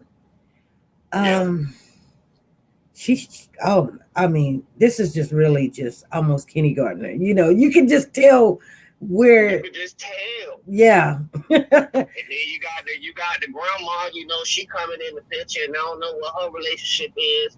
You know, how close proximity she is to raising the grandchild or whatnot. But I mean, you could see genuine frustration and sadness in that woman. You know what I'm saying? So she probably oblivious to the whole thing, and it looked to me that she is the one that's pointing fingers at all of them. You know what I'm saying? She probably even fingering her own son and the mama, because she don't know. All she knows is her grandson is missing. You can tell that's her only focus.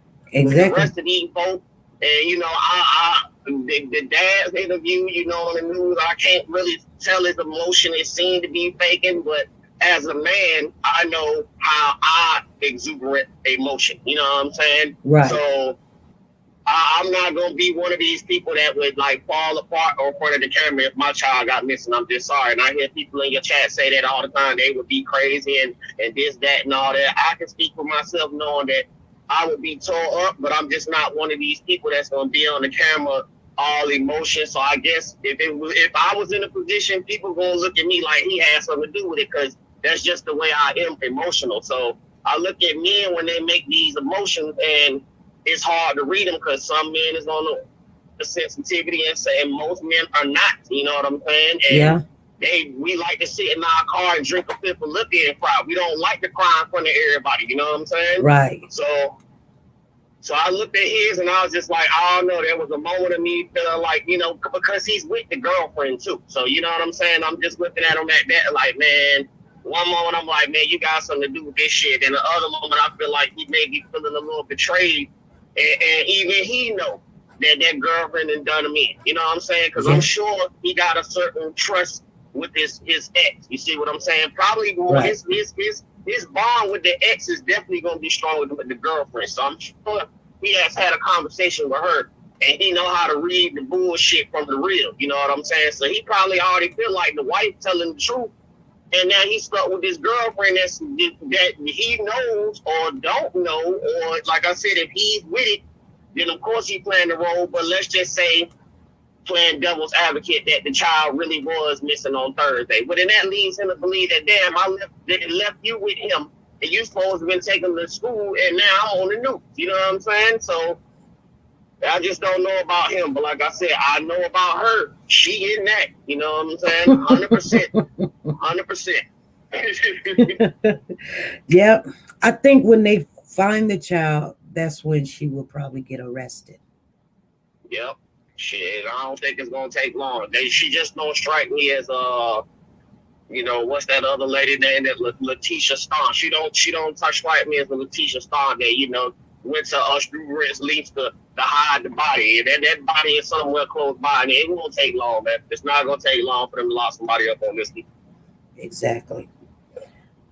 But it is sad though. I'm agreeing with what somebody in your chat that was saying, you know, it's child after child after child, and it's just, I don't know. Me and my uncle talk about this all the time. Like, has it always been this way, and we just was oblivious to it, and now that the internet and YouTube and everything is everywhere, are we just seeing what it always was, or is it really getting worse? You know what I'm saying? Oh, you can't tell. It's getting worse, but it has been out there, and it has not had no awareness to it. But it is actually getting worse because of, you know, GoFundMe's and attention with YouTube and news and stuff. So it definitely picked up, and, you know, money. And then, you know, there's some people that they're going to continue to want their kids or don't want somebody to have them and snatch them up or whatever. But that GoFundMe got them going, and that, you know, getting attention got them going. And you know, the evil in this world is, you know, just doing, I don't know to say that they did it on purpose, hurting the child, but just being selfish and not really caring for that child and protecting them. And so things happen to kids. And see, you speak on something that I talk about a lot too. Like, with that one case where the woman and the man, buried the child in the backyard. I can't think of their names right now, so them, but everybody knew what I'm talking about. The Lori Valor case in Chad. No. The Spanish one. The Spanish female and the male, and they buried the child in the back, and she had said that the child had went to Texas with the parents, and then they came back and found that the little 5-year-old was buried in the backyard or something like that. Okay, I don't know. Yeah, you know what I'm talking about. If I can find the name real quick, you know what I was talking about. But I believe that case was an accident. Like, maybe they whooped the boy too hard and whatnot, and he sustained some injuries and whatnot. But my thing to speak to that is that I do believe a lot of these child cases are accidents, but these damn parents still need to take responsibility. Don't they realize that if they can prove under the law that it was an accident, that their time would be less? Just own up to it. You beat your child a little too much, and something happened, or he tripped and fell and busted his head open, and you panicked, or whatever the case may be. Just own that and get the time that you deserve, instead of being convicted of, first-degree murder or something, and second-degree murder, and sitting in jail for life when it was truly just an accident. You know what I'm saying? So I don't get that one either, man. Like, okay, I believe like at least a good 20% of these child cases probably did have something to do with an accident. But the moment that you went and did all this elaboration to hide the body and all that, it no longer becomes an accident. So people just need to realize that, things do happen. You know what I'm saying? And if it do happen that way, you'd be better served just to go ahead and call the police and own that. You know what I'm saying? Right. You're right. I mean, you get less time and people will, respect you a lot better. They'd be like, you owned your accident. You know what I'm saying? Of course, we still gonna say you should have been a little bit more careful or whatever the case may be, but we genuinely understand as a human that accidents happen. We understand that, you know what I'm saying? But you go to certain lengths to cover up the accident. I don't care if it was an accident anymore, because the shit you did to cover it up lets me know that, you got something going on mentally anyway, and probably should serve this time. You know what I'm saying? Right. Nene Knows is in the building. She says it was the Cleveland, Ohio case, the Rodriguez case. You were talking about. That's the one I'm talking about. Absolutely. So I believe that was an accident. But the moment that them police came to do that welfare check, and she started that elaborate statement of the boy in Texas with his father's family, and she ain't got the phone them and all that, I was like, here's the cover up. All you had to do was say, we whooped him, and maybe he got a broken rib, and they should have took him to the hospital then. You know what I'm saying? And went through the little CPS or whatever happened. They're taking your kids. It is what it is. But, the fact that y'all went through all these lengths to hide the body and all that, you know what I'm saying? At that point, the case becomes something different. But I do believe that wasn't like a calculated murder, and they just didn't kill that baby, you know what I'm saying, to be killing them. I think something happened in that household that may land to the boy's death. They said he had some broken ribs and all this other stuff. So yeah, I think they whooped him a little too much, and probably whooped the 5-year-old like he was a 12-year-old or something, and that was a little too much, and things happen, you know what I'm saying? But y'all gonna bury the man in the backyard and play this damn scheme and shit. So yeah, we gotta take it for what it is. But yeah, I see it like you said, it's getting worse. And when I talked to my uncle, we had this debate. That's what I say. I say, while we have a lot more access to seeing this stuff, I do believe it's been going on for ages, and I know so. But man, this is getting worse. You know what I'm saying? Yeah. And like you said, it's the attention grab, the media grab, the money grab. It's a whole lot more that the tool that we use to bring awareness to this also brings, things to the mind. Like you said, if they don't do nothing else but become, infamous, that's enough for people these days. You know what I'm saying? They don't want to just be somebody in their bubble, but they know if they do some crazy mess, then they end up on everybody's YouTube channel and the news and forever in history. You know what I mean? So even that part. And I believe that it's driving, like you said, it's driving folk to do worse. It's driving folk to do worse, whether you're killing adults or babies. And It's too much, though. It's definitely too much. Like you said, this merry-go-round, we ain't even got off the first ride, and here we go again. The conductor then turn the damn machine back on. Right. You know what I'm saying? Like, wow. Yeah. Wow. It's terrible. Yeah. But I had to speak on this one only because I know, and I seen people, question that about the school system and the calls and all that. I'm like, well, let me go ahead on and tell you from a first-person perspective that most of those people that said those calls come in and it's by law and all that, they are absolutely true about the Houston area. And if that boy hadn't been seen by the person who made that statement since the April 30th in school, then we have a serious problem here. A serious problem. Okay. You know what I mean? So what you're saying is that the schools in Houston, they're not out on April the 30th. They continue to go to school. Yes, they continue to go to school. They don't get out of school because they start school late. Okay. So they get out of school it varies between the last week of May and the first week of June. Okay. So them calls probably was made to the stepmom or the boyfriend. I mean, the stepmom or the dad. Right. Whoever they have as the primary contact. And like with my kids now here in the DC area, it's the same thing. We get the calls now. So me and my wife got both of us listed, plus the house phone. So they call all three of them, and it's like a week sitting in the house. We know exactly what time the call comes because you had a house phone ring, and then you hear her phone start ringing and my phone start ringing. So it depends on who you list as the contact. So yeah, one of them or all of them, was getting those calls. You know what I mean? And they have to send those automated calls every day, and they will leave it as a voice message. If you don't answer the phone, there will be a voice message with the recording on your voicemail. Right. So he's been missing since the 30th, according to the official in the school. We talk about 30 days, of absences. So, and then you report him that, he was missing last Thursday and you was taking to school on the last day of school. You know what I'm saying? So what about all of those other days? Not unless the person at the school is lying, but what the hell they got to lie for? You know what I'm saying? They ain't in this. Look, I ain't seen the boy in school since the 30th. And that's facts. Which is why them police went, as soon as they heard that, you seen what happened. They kicking in folks' doors and all type of mess. You know what I'm saying? Yeah. They know. Now, if that school would have said, yeah, he been coming to school every day, it would have changed the way that they moved going forward.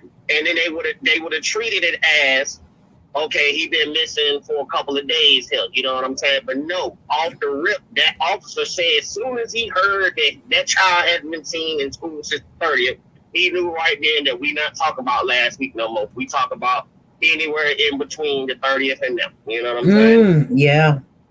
Yeah. And that's why that investigation, and that's why you hear that, in the news that there's some in-family fighting right now, because everybody pointing the finger at everybody. You know what I'm saying? And I'm pretty sure there is some constituency amongst the group that feels that girlfriend is toxic, including the husband. I'm sure. Right. I'm sure after he heard that, or like I said, then I have to backtrack that a little bit because the boy stayed with them. So I gotta say, man, you have to be involved in this too, because the boy was in your custody and the boy ain't been in school since the 30th. So you going to work, coming home and everything, you ain't seeing your son.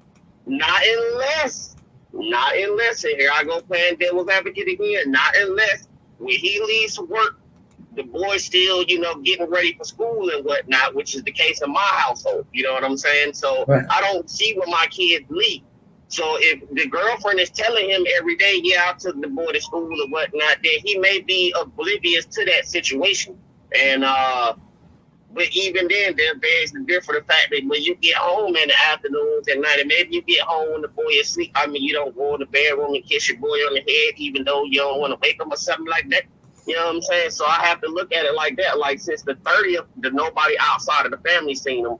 Mm-hmm. So, sir, I feel like you have to know something more than you know too, because you are operating in and out of your household every day. So, what's going on? But like I said, I can't really lay nothing on him right now, but I can lay something on that woman because we have already caught her in lie number one. So if you'll tell one lie about a serious situation like this, then we already know you full of a lot more. You know what I'm saying? Right. You have no reason to tell not one lie when it comes to something this serious.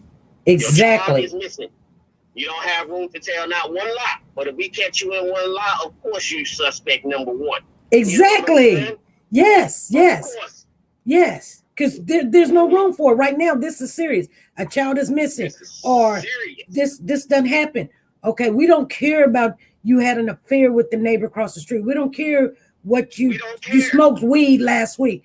Don't tell us a lie, because the minute you lie, you be very suspicious. That's right. We gotta assume what else you lying about. You know what I'm saying? Yeah. And we don't care that you come back later on and say, oh, well, this is the reason I told the lie, because like you said, well, I was having sex with the neighbor and I didn't want my boyfriend. Now it's not the time. You know what I'm saying? all the skeletons got to come out when something like this happens. And if you are not willing to tell everything when something like this happens, then that lets me know you have every reason to hide otherwise. You know what I'm saying? Yes.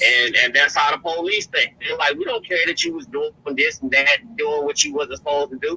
We need everything, every bit of information to be as exact as it is right now, so we can make the right assessment and not waste our time and recover this boy or find him alive. You know what I'm saying? Simple as that. So the fact that I'm telling you right now, she getting me number one to meet just because I know this is not our thing.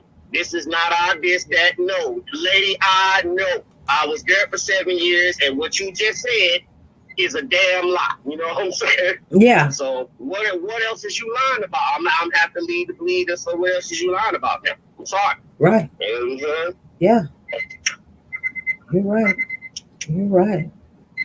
Well, I'm glad you called in and let us know how that system down there in Houston works, because we all, all over the United States is different in every state, but Yep. And I work for United Airlines, so anybody who flies know that Houston is a main hub of United, which is why I was down there for 7 years, and now I'm at Dulles International in the DC area working for United still. So that's why I was there, and that's why I will continue to travel to different stations that United service. So yeah, I was there for 7 years, and what she just said is some bull. You know what I'm saying? I'm sorry, it's some bull. Exactly. Yeah. Well, I think when they got Tim Miller out there, if they can find something, it's been 30 days though, so yeah, that's terrible. Yeah, I'm with you. I feel like that guy's really good at what he does, and I know he's been doing it a lot longer than you've been on YouTube, and I've known about him a lot longer than YouTube, but I have, from my recollection, I don't have any monumental stories that I can tell, that he broke something serious. So, you know, he does good work, but I can't speak on whether, he's found anybody yet. And if he has, it wasn't, that big of a newsworthy type of thing, because I just can't put my finger on one right now. You know what I'm saying? And I'm like you, I don't particularly like the way he presents himself with, calling the police on folk and all that, man, that's trying to help, you know what I'm saying? And I can hear what he's trying to say about contaminating the crime scene, but look, man, you know what I'm saying? All eyes and all ears is better than just a pair of ears and eyes, you know what I'm saying? Right, so, why don't you educate these folks when they want to help? Why don't you give them your number and say, look, if you want to help, contact me first so we can have a little meeting before you go off and do what you do, so I can give you the 411 on what to do and what not to do. You know what I'm saying? Right. Don't touch this. And put your gloves on and call me when you find something, instead of calling the police, telling them to get them out of there. And then you only got 10 people, and then you got 50 people sitting at home wanting to help. I don't understand it. Like I said, I don't know what I hear. He's good. I see he gets in there, and I know he does have a lot of the equipment that he uses. And, they always say, a nonprofit and all this other stuff. But a lot of people don't really understand what nonprofit means. It doesn't mean that you don't get paid to do what you do. It just means you're not in it for profit, and you can get grants and everything. You know what I'm saying? You still get paid. To elaborate on that, just because they get paid, it doesn't mean that they're stifling not to get a profit. It just means, like you said, on paper, they are not there to make a profit. And if they make a profit, they can report it and claim it. You know what I'm saying? Right, so right. They just gotta give out so much in donations or That's you know, right. and That's helping right. the community, and they're good. That's just like Goodwill. Goodwill makes millions and millions, and the only thing they have to do is give 10% of their you know, their money, their profit. 10% of millions is nothing. When everything you get is for free. Yeah. And You see what I'm saying? The And if you nonprofits is definitely right, that's how they operate. You know, and I ain't mad at them. no, But they objective can't be to make profit on paper. Even though in their minds and in the corporation they know, look, they finna make some money. But they can't display that as their objective. They can't use tactics to obtain it and stuff like that. But if they do make it, you know, like you said, as long as they give a 10% tithe and offering to Uncle Sam, they don't care. They don't care how much money you make. right, right. Yeah, everybody gets paid. It's just like Red Cross. You know, you go to Red Cross, they get paid. Absolutely. And they're nonprofit, but they get paid to do what they do. Millions. You know. Exactly.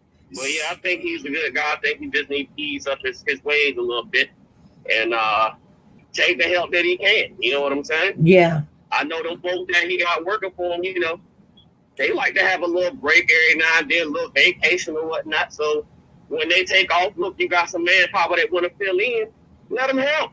Right, exactly.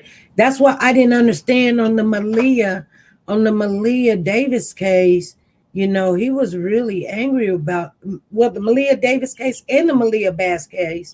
He got angry because people was out there helping. You couldn't have stopped me to help if I was down there in Houston. You just couldn't. I'm going to come no matter what. You know? And not against the law either. You know what I'm saying? Right. Police on me all you want to, sir. You know what I'm saying? Right. And then, you know, when they usually have a child out there that's lost or they need information, they put a reward out there. Now, some people may go for the reward and some people just doing it because they want to find the child. But absolutely, that's what gets more people involved and motivated. They'll look more, and it sometimes it could be good. But he thinks, no, you guys stay home. I'll do it myself. And I'm like, what is you doing? Absolutely. That's the only thing I don't like, when other people is there to help, regardless if they've got a reward or they just want to help. Some of them there's not a reward, and he's like, no, you go. I'm doing it. I'm such and such. I'm like, wait, I know you're supposed to be good, but I think we need to keep everybody on this, because if everybody just sits at home and you go search, I think that's where we're having problems, because right now we're not getting results. That's right. And the results we're getting, the kid is already gone. When we could have had people on the ground day one, looking everywhere. I mean, it's common physics, man. You know, twice the manpower cut the effort in half. So I mean, the more people you can get doing it, the shorter time it may take to locate these folks. You know what I'm saying? Right. So, and since this is my first time calling in any YouTube, I'm gonna speak on that thing right there that you said about that reward. I'm tired of folks, you know, on the YouTube street piping in, oh, you just in it for the money and this, that, to the third, you want the reward. I don't give a damn if they there for the reward. But if they're there to get the results that we looking for, let them be there for the reward. You know what I'm saying? Exactly. They're doing more than you doing. You sitting on the screen talking about they all in it for the money, but at least they out there damn looking. Whatever their motives is, if their motives is to get the money, it would seem to me that they would be more driven than the person who may just be there. You know what I'm saying? Exactly. After that money. So if that's what they're there for, who cares as long as we get the results? So people got to stop that, tearing folk down because they think they in it for the money. So damn what? My response would be, so since you in it for the money, sir, or ma'am, I expect you to work just as hard or not harder than the other folk. Exactly. That's all I would say to him. That's all I would say to him. Exactly. Do you know, that's funny you said that. I'm not going to mention the person's name, but we're looking for this person's child. And I was like, come on, or whatever. Do you know this person says no because you just want clicks and views? And yeah, we're looking for this person's child, and I'm asking them to come on and let the people see you and speak to them. And they was like, no, you only want clicks and views. And I'm like, clicks and views? Hey, well, clicks and views translate this to me. So the more clicks you get, the more views you get, the more folk know about your child. Exactly. That's what I was trying to tell the person. We want them to see your child. We want them to click on and remember the face when they're walking down the street. Right. What are you talking about? Right. You rather cut off the hand that feeds you? What are you talking about? Yeah, damn, my motives is like, but you the same person sitting on the news talking about, oh, I want all the people to be in the sorrow with me and feel my pain and please find my child and this, that. But then you're going to question their motives when they're doing exactly what you told her to do. It don't matter what their motive is. If they're accomplishing the goal that you set forth, you need awareness. You want to find your child. You need everybody looking. If they doing that, it don't matter what the hell they motives is. You know what I'm saying? Exactly. They're accomplishing a goal. This is what they have. Like I said, I don't. If my child was missing, I don't care what folks do, as long as the end result that my child is fine. You know? Oh yeah, you're right. I don't care. They can have me on ESPN. They can have me on CBS. I'll be there every day. What do you guys want? I'll be looking crazy halfway. Just whatever. I'm gonna be there. Mm-hmm. What else you want to talk about? Let's talk about it. Whatever. And on the flip side of that, it's like, so you don't want people out here getting clicks and views and chasing the reward money and doing all this other stuff. And so would you be mad? Would you be mad if nobody gives a damn about your child missing? You know what I'm saying? Like, that's what it seems to me. I'm like, so you want to squash people that's doing it for whatever motives and getting awareness. But at the same time, I'm going to have to take your anger and your perversion towards the situation as you just don't want the damn name out there or something. You know what I'm saying? And then you're going to be crying, ain't nobody helping, and ain't nobody, the YouTubers ain't posting and all this and all that. You can't have it both ways. You know what I'm saying? Right. Like, people ain't on YouTube for their help. You know what I'm saying? Right. Some people, like you, I know you genuinely about these kids, but at the same time, man, it's some work that's involved in this. So if you get a little money for your time, I ain't tripping, because I ain't doing what you doing. You know what I'm saying? Right. I'm not doing what you doing, and there's millions of people that is not doing what you're doing, and we appreciate that you took your time from your busy schedule, your family, to do this for somebody else's family. So we give you a little money, we ain't tripping. You know what I'm saying? Right. We ain't tripping. Time is not cheap. You know what I'm saying? I try to explain to her, that even when we come on, I can work 2 full-time jobs. I'm still dedicated my time coming on here Monday, Wednesday, Friday, 5 o'clock. Anything else is extra. But this is what I love to do. I want to help. That's your passion. Whatever kind of way I can. It ain't something I got to do, but it's something I'm willing to do no matter what. You can give me a nickel, you can give me a quarter, you can give me a bottle of water. I'm still going to do it. You know, when you start a YouTube channel, you get nothing for at least a year almost till you build up your commentary, build up a following group, build up a family. I mean, you get absolutely nothing. You done bought cameras and computers and lighting and fixtures and backdrops and all this other stuff. And then everybody sit there and say, you just want the money.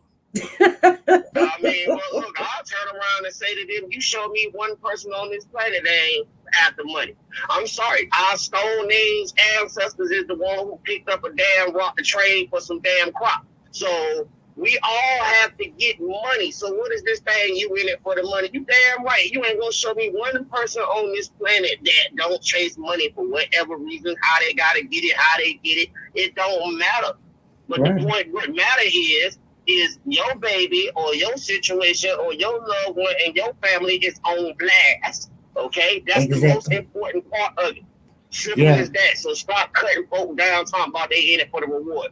Good that you in it for the reward. I mean, like I said, I was seeing that I would respect the person who chasing the reward more than just a volunteer, because you know why? That person who is chasing that money, he is determined to get that money at all costs. Yeah. So he finna do with the next person, like you was arguing, fighting a month ago about that girl who wouldn't get up and walk in Wanda Wishart and all that. What she was doing at the volunteer and trying to help out your attorney and whatnot, but let her be in there to get that $10,000. Man, she would have kicked the door in or whatever. They gonna do what they do when they chase that money. Yeah. So it's like, look, you're right. The type of people, why you cutting them down if they chasing the reward? You got a friend in them because they gonna do what they gotta do to get that money. You right. know what I'm saying? Right. And some people don't know that sometimes to get that story, to get that information there, to give us a link, to keep things going or moving or something, sometimes we got to pay for that. You got to pay a little money. We got to pay for that. It comes out of our pocket. We got to pay for it. That's right. That's right. Ain't nothing for free. I said, nothing. The whole world revolved around money. So you're going to be mad at the person putting your awareness on the likeness and on the screen for it involving themselves in money. Like you said, you get your super chats and all that, and you do use that money for the kids, for the research items that's necessary, the police reports that's obtained, trips to Texas from Kansas, all type of mess. You know what I'm saying? So it's like, look, you can't do none of that for free, but then if you wasn't doing none of that and not getting no money and then had a resource to do it, they would be just, mad with you because you ain't doing nothing. You know what I'm saying? Exactly. Folks just can't have it one way or the other. It's like, it's so, but that thing pissed me off. I'm watching all these cases and it's always the one or two folks. You in here for the money and clicks and views and all that. I'm like, y'all people are some simple people. Straight up. So what they getting clicks and views? I'm like, why don't you turn around and look at it and say, well, damn, he got 9,000 likes and 10,000 views. Well, that's 9,000 likes and 10,000 views of individual people who did that, not some damn robot. That's 10,000 people that has just now became aware or furtherly aware themselves of your situation. Exactly. Exactly. Come on, man. Exactly. You know what I'm saying? Exactly. If y'all wasn't doing that, it would, how many times you didn't point it out, like this particular story right here. Hey, nobody talking about it. Don't nobody know nothing about it. Folks don't read the news like I do no more. You know what I'm saying? Some people is oblivious to this stuff until somebody put it in their face. So you see, to me, you should be thanking these people, else it could have stayed in your community. You know what I'm saying? Going back to the Gernon starch case, this body did travel all across the damn United States to Florida. And if it wasn't for people putting that mess on YouTube and everything else, it would have just stayed in their town. It would have been local news. So you done got awareness spread all the way across the border for somebody to see this damn suitcase on the side of the road and be like, well, wait a minute. You know what I'm saying? And, and you got folk out here with their eyes open. And otherwise, I'm in D.C. Why would I give a damn about what's going on in Texas if it ain't in my community? And that's how people think. You know what I'm saying? But now that you connected on the internet and you got YouTubers that spreading awareness, I'm in D.C. being affected by something in Houston, and I ain't staying in Houston in 4 years. But see, now my awareness is open and my eyes is open and I'm following. So how you gonna be mad at somebody for doing that? You know what I'm saying? Yeah, exactly. Like, it's gotta stop. It's gotta stop, especially these family members. Now you speaking on somebody in the family, and it's like, damn, it's one thing for some stranger danger YouTube street talker to say all this mess, but you trying to put somebody on the screen and get them a platform to talk, and they down and you like that. But this is your family member that's missing. You know what I'm saying? Right. Like, what type of mess is that? Like, wow. You're right. It all happens. We see it. It happens, and we be like, oh wow, well, let me back off. Let's see what happens after you back off, and then it goes cold or dead, and everybody's coming to you talking about, hey, SP, what about such and such? Well, I don't know. Right. I don't know. See? See? And it has the adverse effect of the situation. Like, I speak on myself again. If something was to happen to one of my daughters, man, I would want all of y'all to keep y'all finger on the button. I don't give a damn what you doing. YouTube views, clicks, Facebook, this, talking junk in the group. I don't give a damn. You know what I'm saying? Keep it hot. Keep it hot. Exactly. Keep it hot. Because these police ain't, we all know how many, look, I challenge anyone in the chat to look up how many cold cases there is in the United States of a whole. Okay, and let's do the analytics. Let's look at how many cold cases in the United States of a whole, and then let's back it up to, let's say, 2001 when, you know, social media wasn't a thing and it was just a little MySpace and all that, you know, and look at how many of those cold cases there was from 2001 and back, and let's see how quick it went cold. Let's see when people stop talking about it. Let's look at when the news stopped printing the damn information. But now you got YouTubers that we still talking about cases, TeNika, Jenkins, and all type of mess. 2017, we keeping this shit alive. You know what I'm saying? The police don't care. They let it go cold until somebody come to them with some information. They ain't looking at it until they put some detective on it to say, hey, you know, can you clear out some of these cold cases a little bit? Then he double back and get, you know, 100 folders, and he look over, try to see if he can't find. But that take years for it to get to that point once they say it's cold. But if these YouTubers and everybody else keep putting their foot down and their finger on the button and clicks and views, it keep it on front page news. You know what I'm saying? Mm-hmm. So how you gonna be mad at that? Whatever the motive is. You know what I'm saying? How you gonna be mad at that? So yeah. I don't know. I just said I'm a bushes watcher. I watch all of y'all in the bushes, and I might type a little bit in the chat every now and then. I know you done read some of my chats before. I go by Sweet Lowry in the chat. You know what I'm saying? You go by what? Sweet Lowry. Sweet Lowry. Yep. And so I'll speak every once in a while when my blood get boiling with what folks are saying. But other than that, I'm the type of dude just sit back and watch all the nonsense. You know what I'm saying? And just kind of observe how people is. And I don't speak on it too much, but I can name quite a few people right now that I watch flip they switch in these chats every day. Today is SP this, SP that, then the next day is SPA shit and all this and she blah blah blah. And I mean, I got a list of people, you know what I'm saying? Because I was gonna get involved when that whole little beef was going on with the you know the Cal City boys, because I started seeing, you know, everybody talking about, well, this person said this, and they just starting the drama. So I started tracking different people leaving comments on other people's pages and what they were saying here, what they were saying there. Like I said, I got 10 names that I could drop right now and tell folks exactly what type of two-faced and light switching ass they doing. But it's just like, I don't want to be part of the drama, but so I sit back and watch it, and I'm just like, wow. You know what I'm saying? Like, yeah. What is that about? You know what I'm saying? But it's just people. It's people. People is people. So I just be like, I can't understand why we just can't stay focused. You know what I'm saying? We got brought here under the, you know, the guise of, you know, lost children, abused children and whatnot. And that's typically what I watch, a bunch of true crime, whether it's adults or children or whatever. That's what my YouTube feed is for. So I watch a lot of this stuff, and it depresses me a lot, but not to the point where I can't handle it. It just depresses me that, you know, this is all going on, and then to see how different people respond and react to the situations, and it's weird. It's weird, but I'm like, look, man, why we just can't stay focused? We all here. This is what we here for. This is what we started here for. So anything beyond that is extra, per se. You know what I'm saying? And just stay on topic, stay on page. Let's this boy right here missing in Houston, like, let's not turn this one into a parade.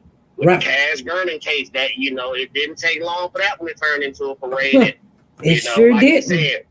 Folk goddamn sending you stuff talking about the boy that died from hydrocodone and some other YouTube, and here we go.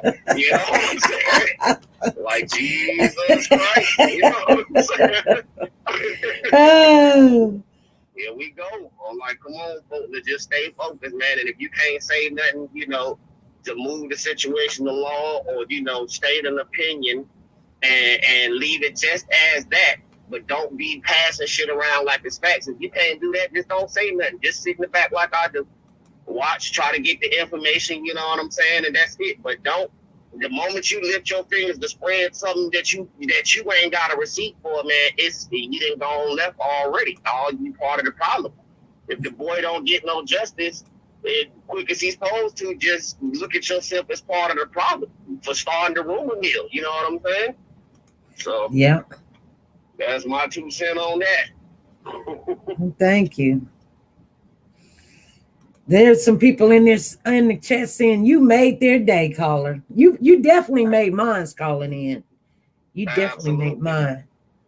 Absolutely, because I mean, It's just everything that I spoke on. This is the type of, stuff that I say to myself. You know what I'm saying? I'm sitting in the car watching this, and I just say all this stuff to myself. But that one right there when you showed that lady saying that one pushed me over the deep end. And I was driving to work when I started to call you, and I'm like, man, I'm about to pull up in the parking lot. I got to get on the phone with this lady about this one. You know what I'm saying? Yeah. Because I can't believe most of the time we can speculate and look at these news interviews and be like, man, they lying in a nervous way and all that, this, that, to the third. No, this woman got up here and told a bald-faced lie. Yes, she did. Easily checked. That could be easily checked. People love to Google that. You know what I'm saying? I'm telling you right now, you ain't got to search far to find that she just told a bald-faced ass damn lie. You know what I'm saying? Yeah. And I can't believe she was brazen enough to do that, or maybe she just stupid, or I don't know. You know what I'm saying? But I'm pretty sure she kicking herself in the ass right now for that statement. You know what I'm saying? Yeah. She is, because she know that was a slip of the jib right there. She know it was. Mm-hmm. Absolutely. So prime suspect number 1, Miss Lady. I don't know your name, but yeah, you and the police think so too. Like I said, from what I see, what I know, the fact they ain't kicked nobody else out in except somebody associated with you. Yeah. You know what I'm saying? Yeah. They were her friends that they went and kicked the doors in and had a search warrant. That's right. They ain't even went to go look for this mysterious police officer yet. You know what I'm saying? That, like you said, that's big trouble. That's big time impersonating a cop. They ain't spoke on that yet. No, they went and kicked your folk though in because they know you lying. You know what I'm saying? Yeah. She can actually get in trouble even lying on the police department because people start to hate the police department because they had something to do with taking a child. Oh, she gonna be in a big world of trouble. Oh yeah, big world. Yeah, they gonna hit her with that one too. That'll be the lesser of the charges pending. You know what I'm saying? But they gonna make sure she in there 5 years more. Yeah, she's definitely. I can go on a foreshadow and predict this with a scientific hyperbole and hypothesis that she will be involved and she will get charges, and I'm standing on that one today. You know. What I'm saying? Okay, and we're gonna keep watching this case. I'm gonna see if it comes out to be true what you say. I trust that it is. I'm telling you. I'm in agreement with you on that. Because this looks crazy. Right there. This one is too much. Like I said, she got some gander going about herself on the news with that information. The said information. You know what I'm saying? Yeah. That's a lie. Yeah. That's a damn lie. You know what I'm saying? 30 days after the child came up missing, she said she was sending the child to school. Ain't nobody seen this child for 30 days. And you say that, and I wonder this. Who the hell takes their child to school on the last day and they've been absent for the last month? You know what I'm saying? Exactly. You know Exactly.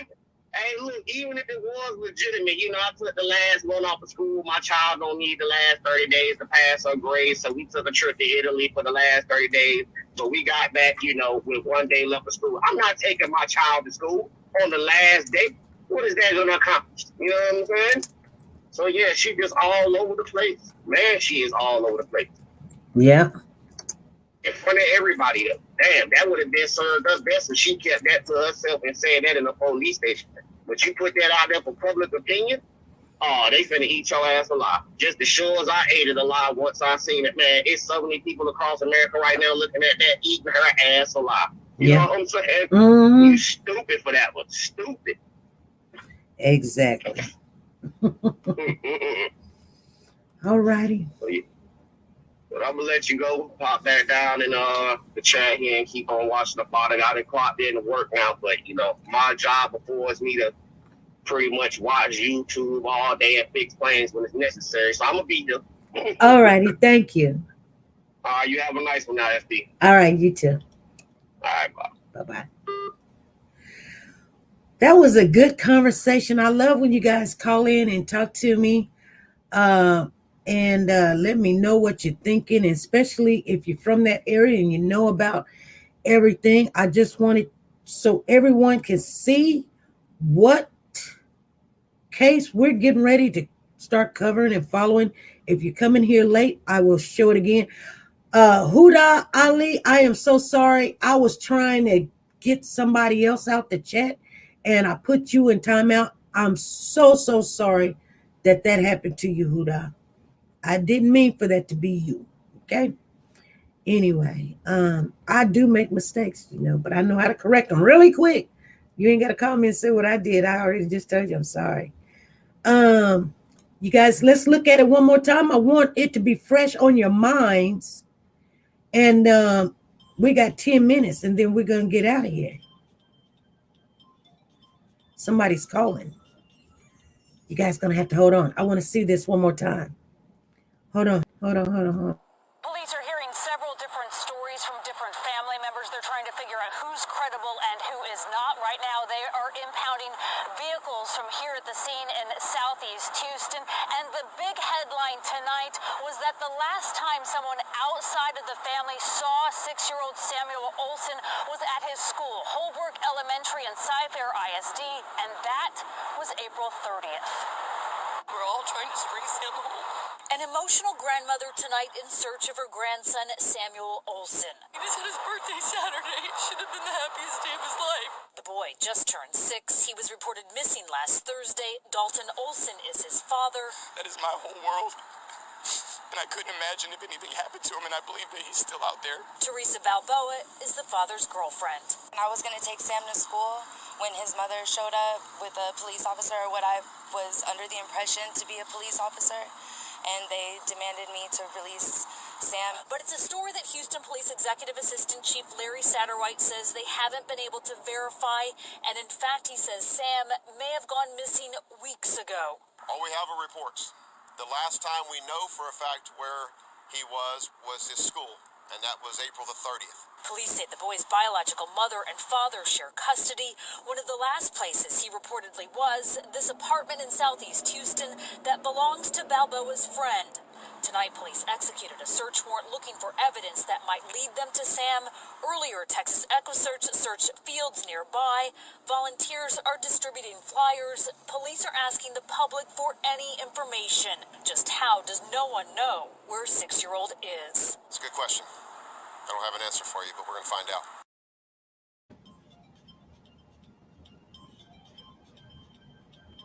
Okay, you guys. I got people still calling in. Let's see what's going on. Hey, this is SP. Hey, SP, how you doing today? I'm doing good. How are you? I am okay. This is Corliss Davis. First, I want to thank you for everything that you do, because you keep us so informed on so many things that the news is not talking about, and I really, really appreciate that. Oh, you're welcome. But what I wanted to say was that, in the chat, people are saying, why does this keep happening? How does this keep happening? I personally believe, because I lost my son to a drive-by shooting 27 years ago, and to this day, we still don't know who killed him. I believe that as a community, we need to do better. We know when we live on a block, we know who the troublemakers are in our neighborhood. We know when there's a drug house on our street. We know when children are not coming outside to play or things are going on. We kind of know when, everybody is just kind of complacent. Oh, I go to work, I come home, I take care of my family, I do this or that. It's got to be more than about you and your family. When we see things like this happening, when I was coming up, everybody on the block knew everybody. Everybody watched out for everybody's kids. Everybody could spank their kids if they did something wrong. If somebody was being abused, everybody knew it.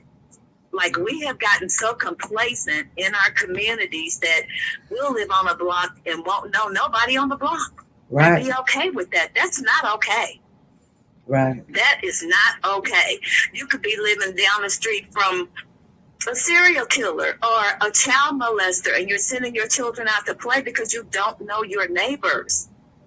And then we see dysfunction and we don't say nothing because I don't want them coming up here saying nothing to me. They might shoot me if I say something. I ain't getting in their business. We need to be in everybody's business that live on our block and around us. Don't you think? Right. Yep. We do. I just think that we've gotten so complacent, and I don't know why they've let people scare them. Like, If it's a drug house on my block, I'm calling and I'm telling, and I don't care who knows. You know what I'm saying? Because if I see a child outside and they got bruises on them, I'm calling CPS. I'm calling somebody because this child is bruised and I don't know how it got there. Or I see kids outside playing and their mama's calling them bitches and bring your ass up here. I mean, they are just talking to children like they're adults. Right. That's a form of abuse. Right. You're right. If they're verbally abusing them, guess what they're doing physically inside the house with the door closed?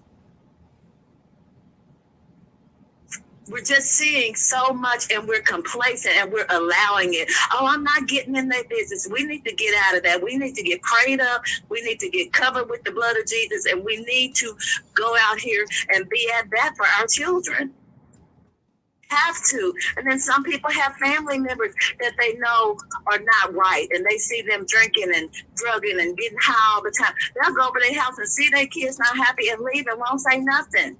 Know their relatives are in an abusive household and don't say nothing. I don't know where this no snitching thing came from in the Black community, but it's breaking my heart. Mm-hmm.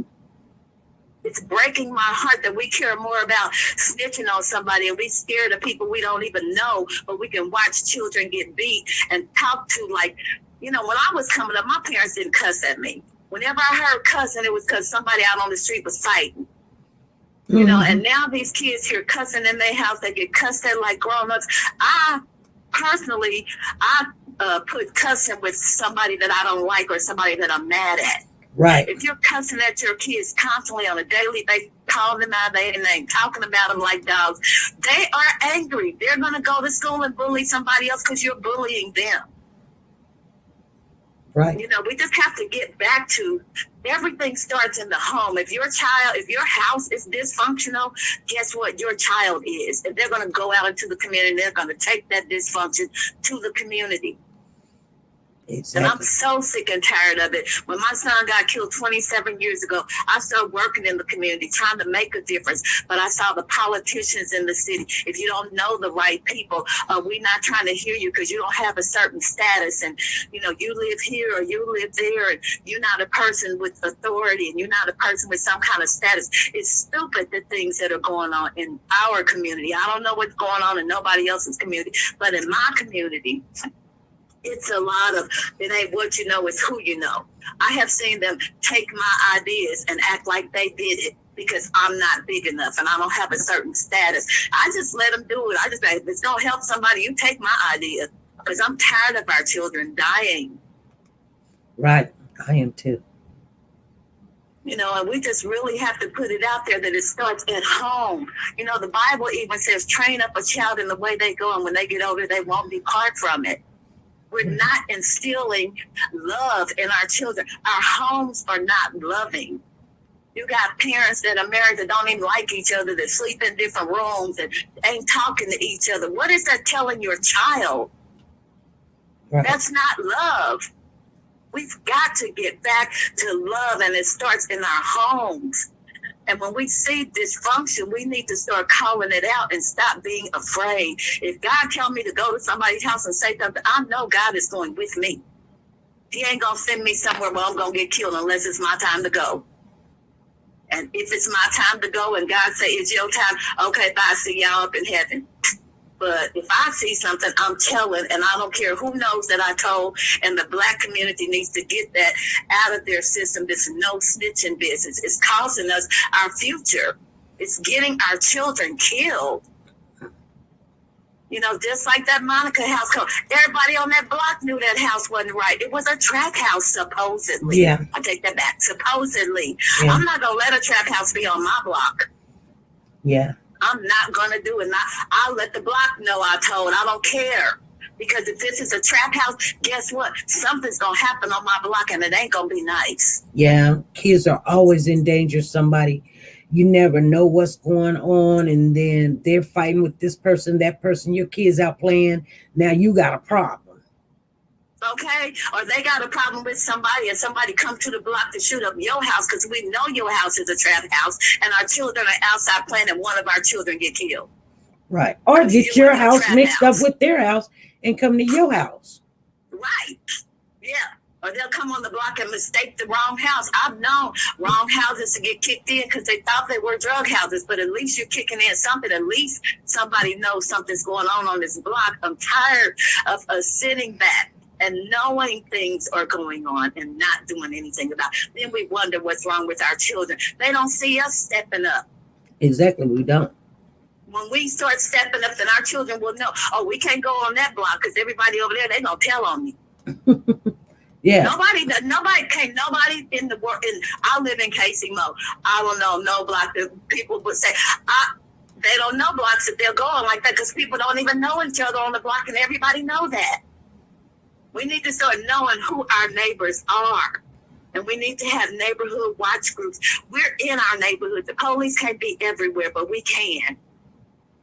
And we need to take back our neighborhoods and our families and stop watching our kids get killed and talk about how bad it is. First of all, we all can do something. Take your own block back. Start a neighborhood watch. Have a neighborhood block meeting. You know what I'm saying? And you're going to know right off who the bad people are because they ain't going to even come to the meeting. Exactly. They're not even gonna come to the meeting. They be like, oh Lord, they getting together and they gonna be saying, yep, I'm about to tell on anything I see. You got a problem? And if you do, you can leave the block, but don't bother me. Because if you come to my house, I'm gonna shoot back. Exactly. You know, we have to get out of this fear. God didn't give us a spirit of fear. He gave us a spirit of power and of love. You know, if we love like God tells us to love and we close enough with God, we'll know we covered and we can go and we can handle some of this stuff that the police can't handle. They can't be everywhere all the time. And they're talking about defunding the police. Why would you take money away from them? We already ain't got enough police. Right. You're right. You know, just dumb things are happening. I'm looking at these people like, what are y'all doing? Like, y'all ain't going to step up and make sure we safe. But y'all want to take some money from the police that's already short-staffed. But then you get mad when they don't come to your house when you call them. Exactly. That's what I believe was going on in Dallas with Darian. They was calling. People was calling. They didn't have but 2 police in their area. Mm-hmm. They let all that Darian stuff slide because they didn't have time for it.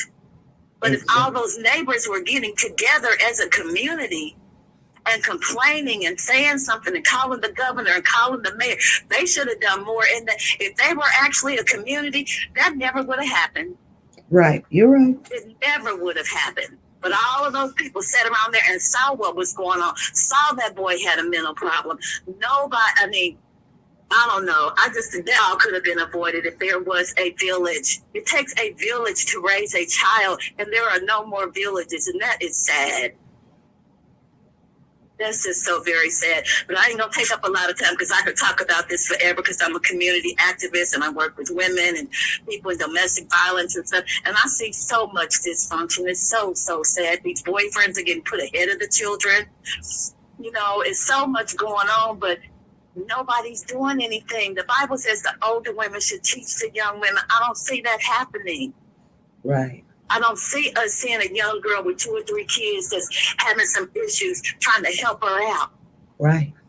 You know, we'll sit back and say, oh, look, she got all them kids and she over there getting high and she over there doing it. What are you doing to help her? Stop talking about the girl unless you're going to help her. Right. You know, it's just so much. We just need to bring the village back to our communities. And I think that would solve a whole lot of this stuff. But I thank you for letting me come on. Did you want to say anything to me or anything? Nope. You said it all, and I'm in agreement with you. Okay, cool. and you can call in anytime. Okay, I will. Thank you so much, and thank you for all that you do in the community and keeping us posted on everything. God bless you. God bless you too. All right. Bye-bye. All right. Bye.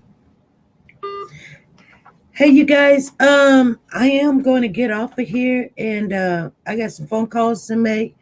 I got some emails that done came in here. Maybe we got something coming in. I'm going to let you guys know Thursday, we normally don't come on. We're coming on. If you guys want to come on the panel, please show up. You don't have to text anything. The panel is on the panel. That don't mean call in. That means Thursdays, we're going to open it up for the panel. I'm always going to need a co-host to be on here. So if you're interested, come on in.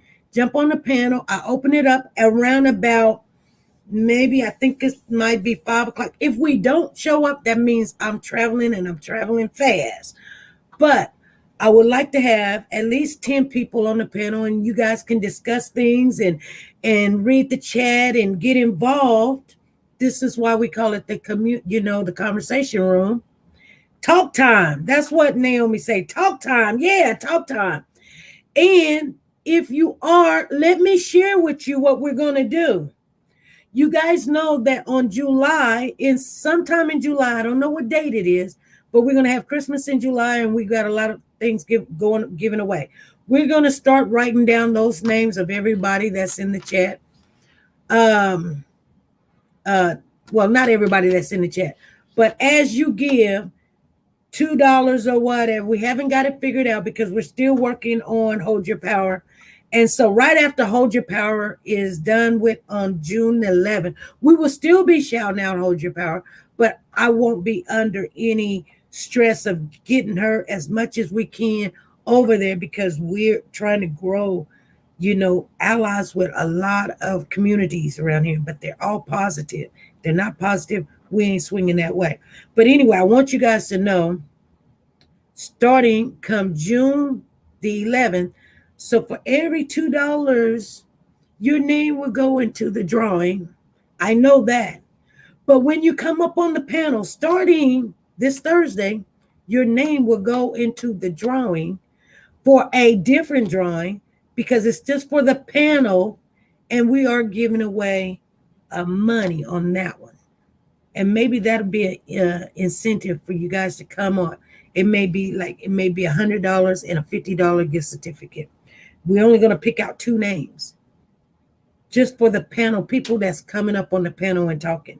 So if you never come up on the panel and talk, and please bring your game face, you don't have to show your face, but not speaker box. But you can. I'm just saying, just do it. We need to get everybody involved in talking and conversating. You can point your camera to the ceiling and talk. We don't care. Hashtag over here, we don't care. And even if you don't, and you want your speaker, you still get your name into the drawing for the $100 and a $50 drawing. That will be on our Christmas in July giveaway. Okay, you guys, I got to get off of here. I done passed some lunch, and now I got to work on dinner. All right, you guys, make sure you guys be good, be safe, and be nice to each other. And I want to give a shout out to Nubian Max. Thank you for the super chat. Huda Ali, thank you for the super chat. Carla M, thank you for the super chat. And then we got Leslie Lalena Buchanan. Thank you for the super chat. You're going to have to tell me how to say your name. But thank you for the super chat. And we appreciate everybody being here and supporting this channel. Thank you.